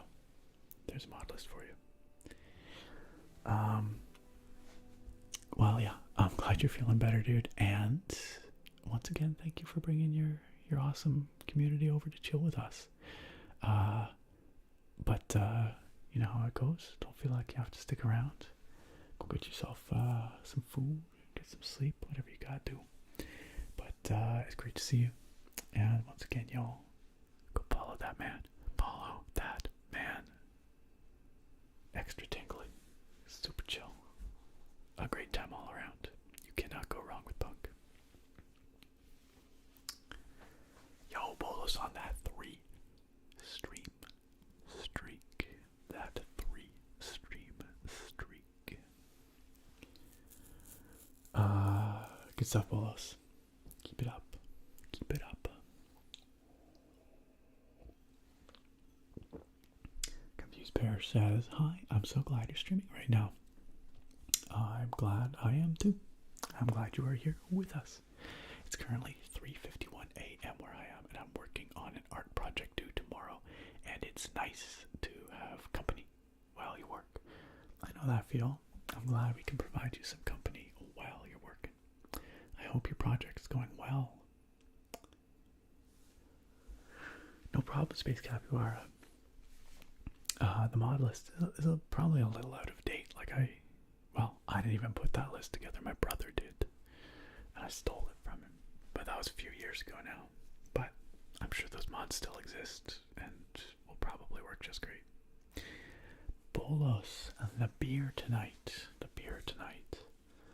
I'm sipping on this one right here. St. Aidan's Porter from Ucluelet Brewing, which is based in Ucluelet, which is a small community on the very westernmost edge of Vancouver Island. It's about as far west as you can go in Canada. It's close to Tofino, which is a famous surfing spot. And this porter is really yummy. Nice and toasty. Apparently it won some award recently. A silver award at the Canadian Brewing Awards. But it's a nice, easy drinking stout. Confused Bear, I definitely know that feel. Been there. I hope you finish it up soon and you can get some rest. Eyelash says the people sleeping are gonna wake up tomorrow wondering why they dreamt of ships. Ships and dank crash weed. Hey, Victorian Cuddler. It's been a while. How are you doing? Victorian Cuddler says, hello, Nick. Did you change your stream hours? I'm happy I managed to accidentally join. I've been streaming a bit later over the last while. Yeah. Although I started at a pretty reasonable time tonight. I started earlier than it has been. About 45 minutes earlier than usual. But it's not super uncommon that I'm streaming at this time, so. Alright, let's go back to Morrowind, and we basically just murdered everyone in here, pretty much. And yeah, I think we've got what we want from this place. I feel bad we had to kill this guy. He was really cool, but nothing for it. Nothing for it. And yeah, this guy can just stay here. He's too cool. He's too cool to murder. Now that we've spent all that time getting back here, it's time to head back to the Ahamusa camp. The Ahamusa camp. What's this? Disease resist. Who needs it? Garbage. Garbage. We could sleep here though. Maybe we should do that. We are tired. So let's rest for like 6 hours maybe. There we go. We are peckish, thirsty, but well rested. Let's take a swig from our jug here. And we know better than to eat our raw rat meat, so we just won't do that.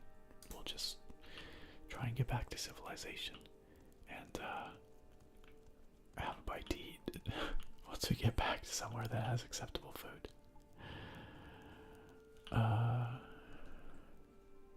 Oh my gosh, I got the moon sugar here.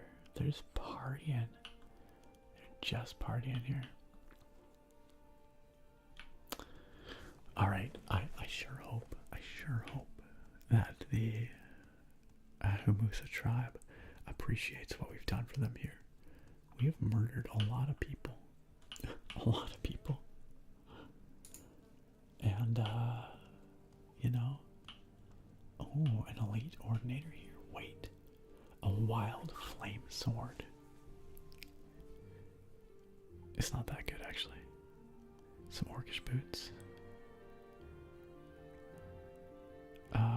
Wait, didn't we? Oh, yeah, okay. Induril belt, not that good. Expensive robe.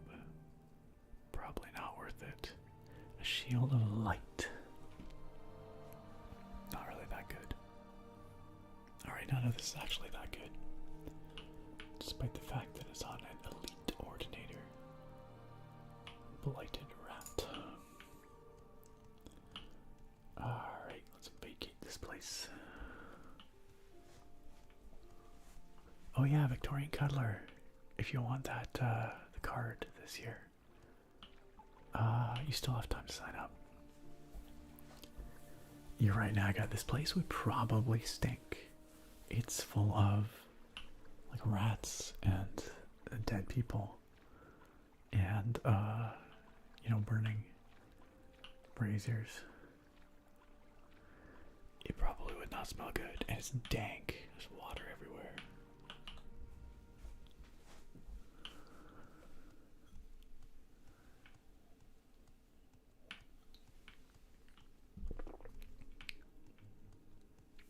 It would be bad. Not good times. This is why whenever, like, I feel like every once in a while you hear about like some company in the games or like, you know, the gaming space. It's like trying to do like a smell-o-vision thing. Like, here's a headset that's gonna let you smell your games. I feel like I heard about that again. Pardon me. Like not that long ago, maybe within the last couple of years. And every time I'm like, that is a terrible idea. And I literally never want that. Ever. None of the games I play would smell good. The only one I could think of would be like Animal Crossing, I guess, might smell okay. Maybe. I guess Skyrim could smell okay sometimes, but most of the time it would probably smell like death. Yeah, no. I just don't want to smell my games ever. Oh look, more crush weed. There we go. There's our crush fiber. Now we know it's worth hanging on to. Oh hey, this lady survived.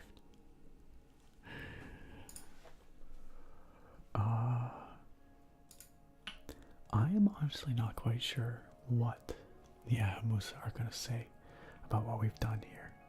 I don't know if they're going to consider this to be, you know, cleaned up enough for them to live here.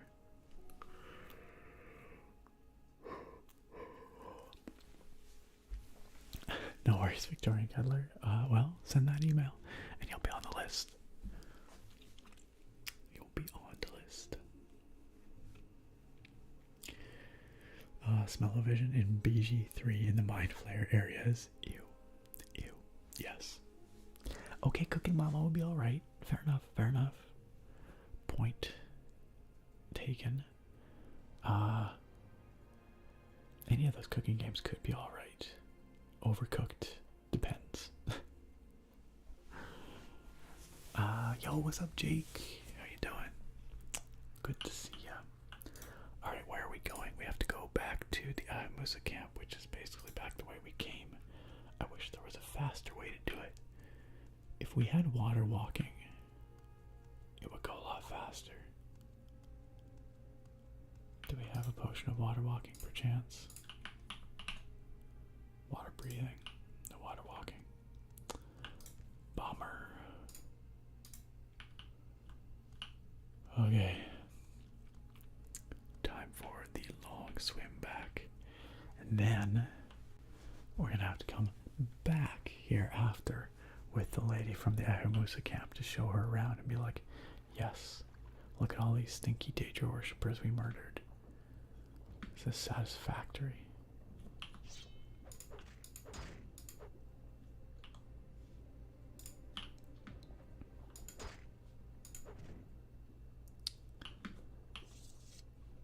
Does this meet your requirements?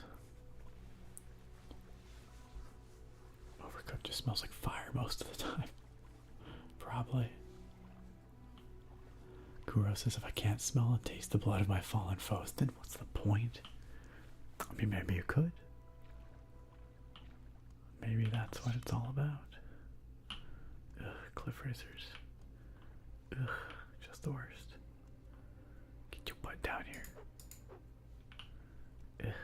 I can't even make it up this slope, so that means I have to swim for more. This is awful. Just awful. Rango says Skyrim would be awesome smelling the fresh air and wet grass and such. Yeah, those would smell great. The dungeons, not so much. They would be dank and stinky and full of zombies and corpses. Draugr probably don't smell good. Yeah. Jake, you're doing well. Excellent.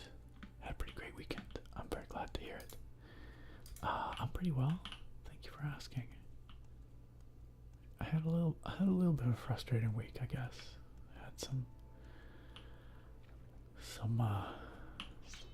a lot of interruptions and a minor emergency that turned out to be okay. So I did not accomplish as much as I wanted with my work this week. And then also, I got a flat tire today. I drove over a screw, it turns out. But aside from that, things are going alright.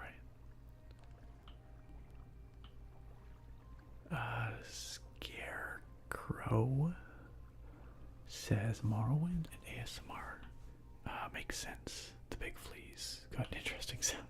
Yes, the silt striders, they do, don't they? They go more. I don't know if it's especially ASMR, but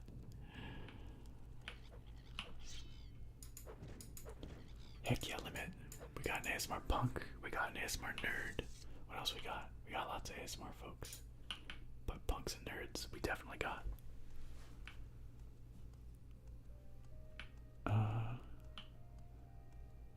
And just like real life, punks and the nerds, they get along, you know.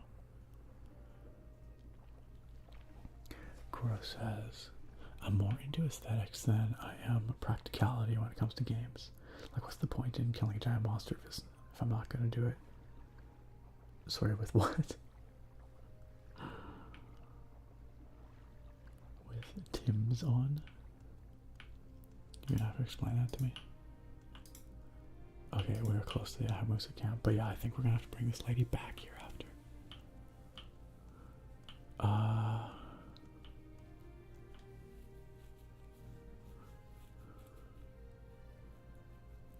Sargon says, I guess you could say you got really screwed today.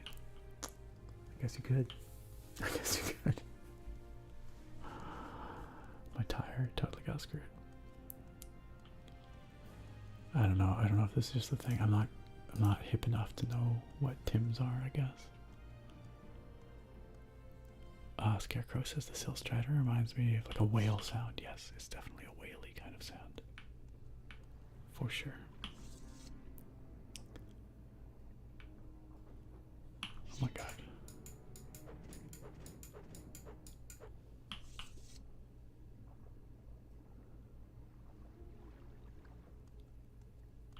Kura says, honestly, I'm not sure either. It's an expression I heard from someone who's like 10 years my junior.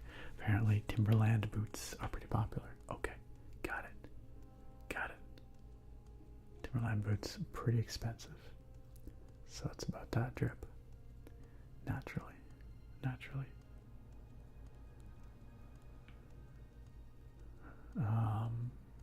Super good and expensive boots. I feel like up here the like expensive but stereotypical boot you see people wearing is Blundstones. Blundstones. Okay, where's the lady we gotta talk to around here? I honestly don't remember where she is. This might be her yurt. The wise woman's yurt, yes. I really hope this is enough to please her, because I'm glad, because sorry, I'm just gonna refresh this page here. Yeah, we've gone to a lot of effort on your behalf here, Miss Cinnamon Merple. Yeah, we made a safe place. Yep. Here, come with me.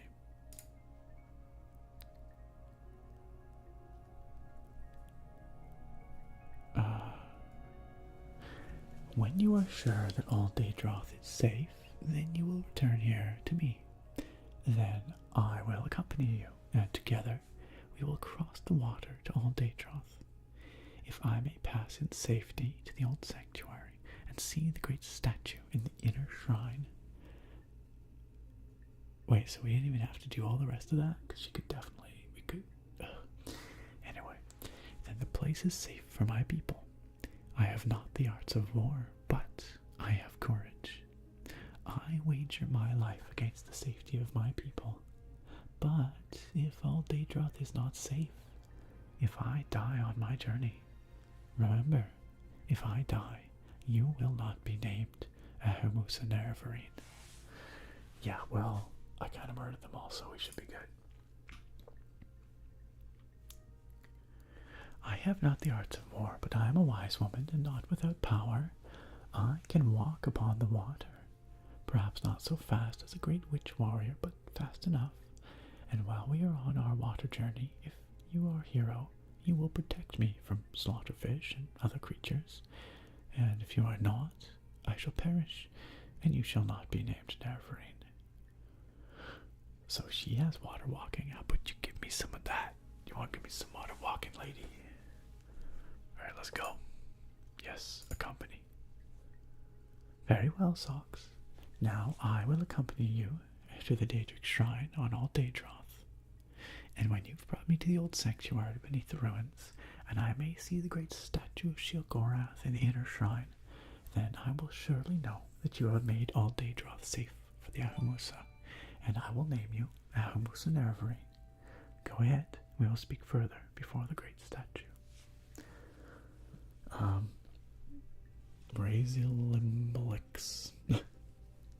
Thank you for the follow. I don't think that's how to pronounce your name, but thank you for the follow.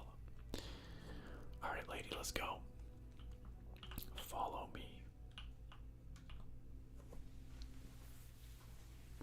Raz is fine. Alright, Raz is a lot easier.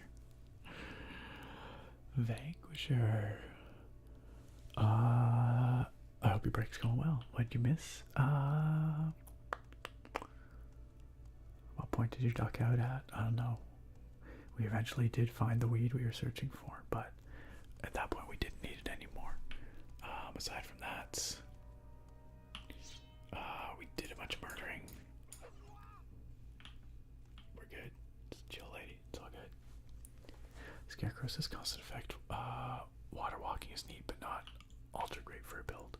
I mean, it would be handy in this particular scenario. We definitely make this go a lot easier, a lot faster.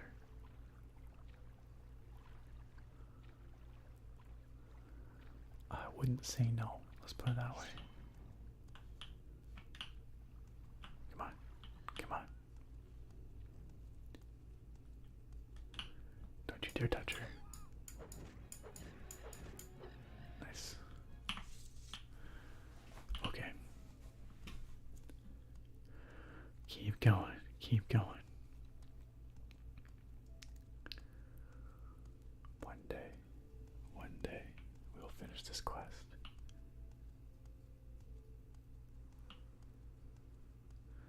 Kind of peaceful out here when I'm not being attacked by slaughterfish or cliff racers or whatever.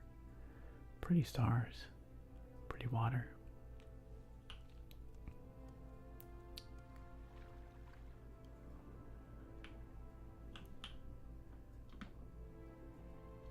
You coming, lady? Seriously, look at her, she just freaking walks. Meanwhile, I'm getting all chilly here.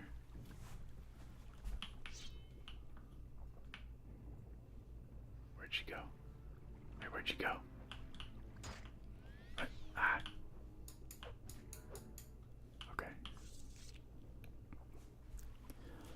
probably save.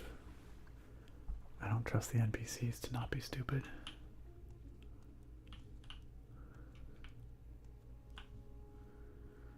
Let's save just in case something bad happens.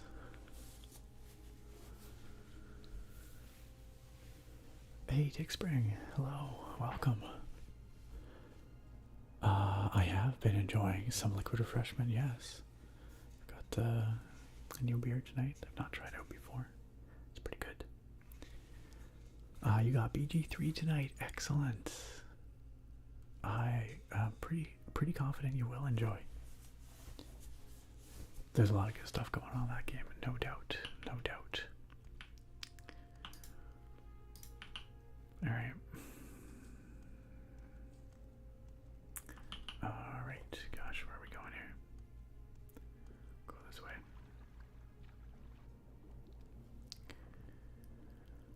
Scarecrow says if you do an enchanter route, it'd be a lot of gold and a grand soul. In this instance, I guess not super practical. Yeah, probably not. I mean, for like the one time I would use this water walking, it's not really worth it. But that's okay. Leia, thank you for the blood sugar check. I appreciate it. As many of you know, I have type 1 diabetes, so I have to keep an eye on my blood sugar levels. Also, why the heck can't I get out of the water here? There. Okay. Okay, there it is. I can see the ruins in the distance. Let me just check the blood sugar sitch. 4.9 is stable. That's a good place for me to be. Thank you for that check. Thank you for taking care of your streamer. Appreciate that. Yo, higher frequencies, what's up? Welcome. And Tick Spring, thank you for the hydration as well. Appreciate you both looking after me.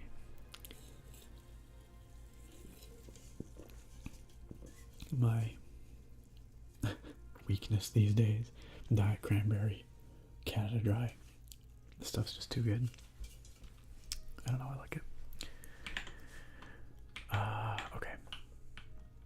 Let's go. Follow me, lady. We're almost there. Almost there now.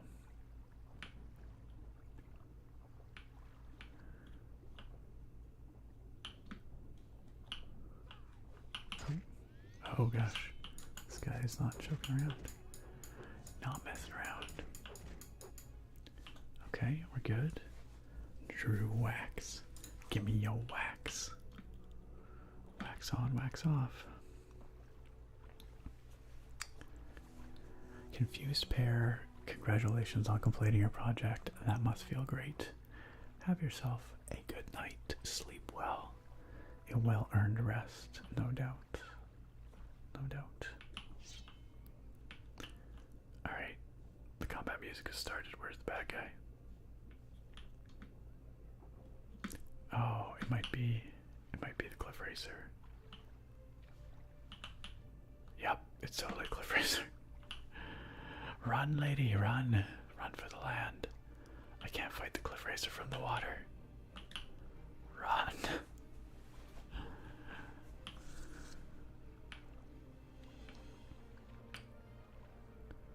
Yeah, it takes spring. It's actually really good. Okay. Alright.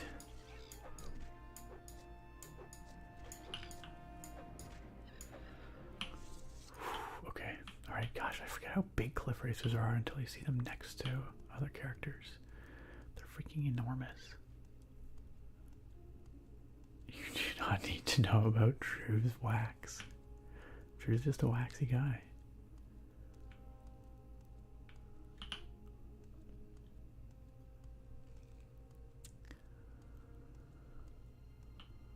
Oh boy. Oh, we are so close. Alright. She's still following? Lady? Lady, where'd you go? Lady. Lady. Where did she go? She was right here. She was literally right behind me. Lady. You've got to be kidding me.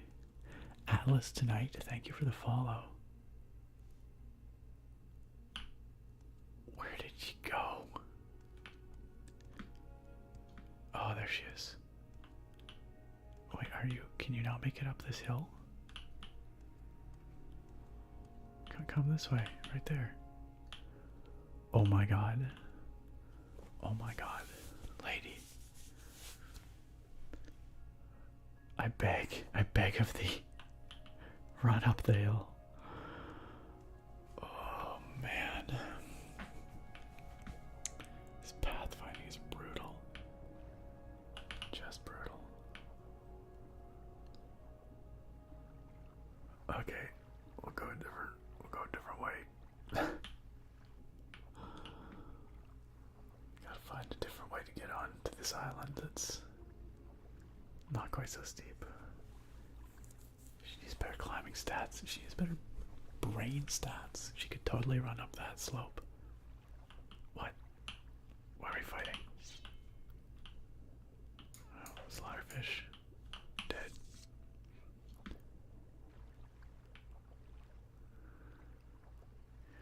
Seriously, lady, I'm not sure what you want from me.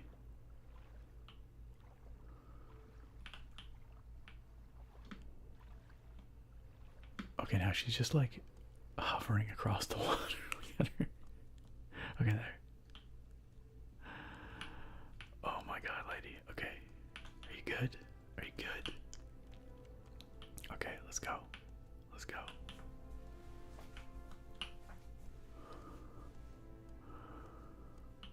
Holy crap, you guys. Alright. Here you go. Here you go. Okay. Through the door. Through the door. Okay, let's go. Is she here? She is. Thank God. Thank the 9 divines.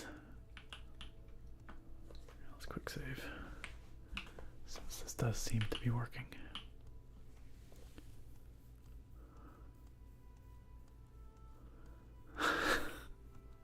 She just... Oh, it's brutal. It's brutal, Eyelash. Sargon says, maybe she's offended you keep calling her lady. Lady is a noble address associated with settled societies. Her proper title is wise woman. Oh my god. Wise. Wise woman.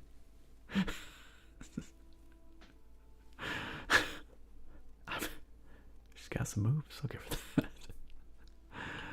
Oh my god. Oh my god. Very wise indeed.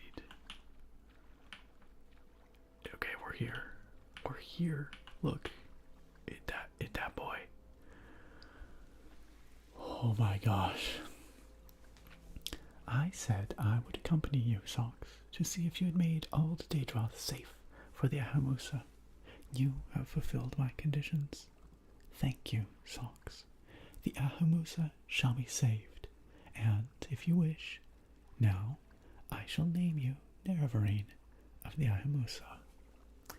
That would be great. That would be great. Do it.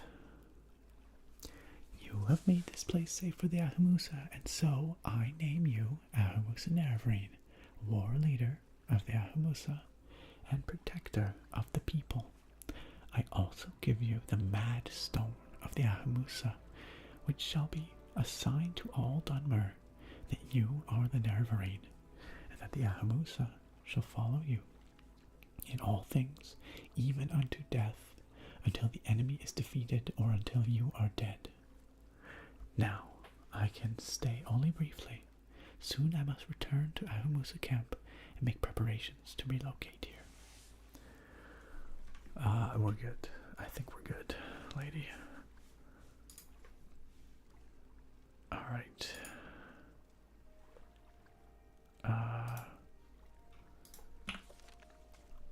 There it is.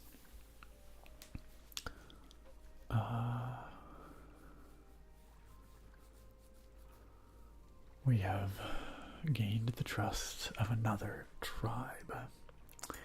And that is worth a save.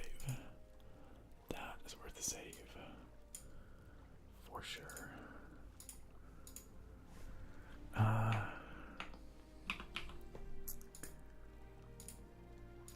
And I think that's actually all of the tribes that we have now earned the trust of.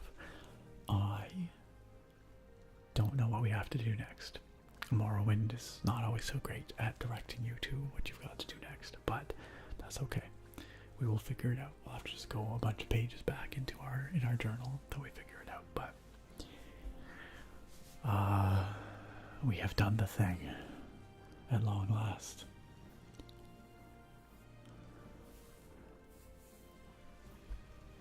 Ma'am, be reasonable. Wise in the way of busting a move.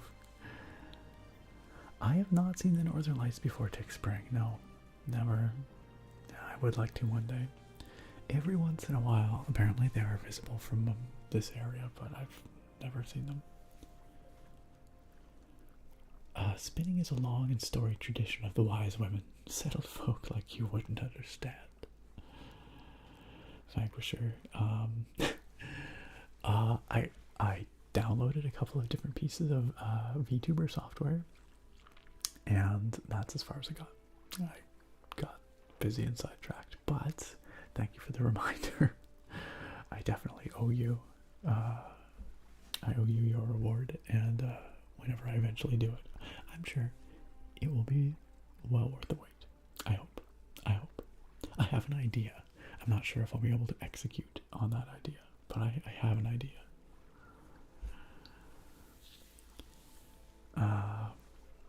But hopefully. Bruce says in Skyrim, I love the Dawnbreaker quest where Meridia is like, this is my temple, and it responds to my decree. Then she sends down a beam of light and literally blows the doors off the place. Yeah, that quest, for whatever reason, it gets a bad rep, but I like it. I like the Meridia quest. I mean, I'm not gonna make any promises, Grapple, but we'll see. We'll see what we can do. And with that, friends, I think we're gonna call it a stream. We are well over 4 hours now. Dang, it must be getting late. It is getting late. In the morning, I have to see about getting my tire patched up, and I have to work. So I better get to bed. But, dear friends, just because I am leaving doesn't mean the party has to end. We are gonna go find someone to raid, because we were the lucky recipients of a whole bunch of raids tonight. Gosh, who were we raided by? We were raided by Mitch Matched, I believe, who was an ASMR streamer who I had not met before, but it seems like he's a super cool dude, and look forward to checking out his streams. We were rated by the Best Maidens, we were rated by Melanati, we were rated by Miss Chloe, and we were rated by ASMR Punk. All awesome streamers, all well deserving of your follows. And for anybody who's still here from those raids, thanks for sticking around. Feel free to follow if you'd like to join us here again. I stream Sundays and Thursdays, starting usually between 9 and 10 p.m. Pacific, going for 3 to 4 hours. So it's a good time. We hang out, we chat, we even play some games occasionally. But if videos are more your style, I do of course have the YouTube channel. Tonight I put up a video unboxing and testing out the brand new Steam Deck OLED. Steam Deck OLED, which I have been absolutely loving. This thing has actually exceeded my expectations. It's so darn cool. And if you would like to see more of this, check out tonight's video, !YT. We'll get you there, along with hundreds and hundreds of other videos. Let's see who's streaming right now. Let's see who we can go and visit. Who is rerunning.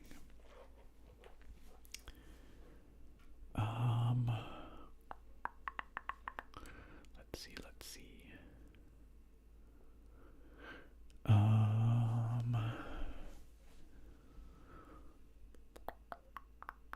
Lots of reruns. Oh, Aishi Kori is streaming right now, doing her VTuber thing, ASMR style, super cozy sounds. Aishi Kori is really chill, really cozy place, really nice person. Just good vibes over there. I'm sure you guys will love it. If you've not been there, I encourage you to come along. And if you have been there, I don't think I have to encourage you because you already want to join us. So let's go visit Aishi Kori. Let's go.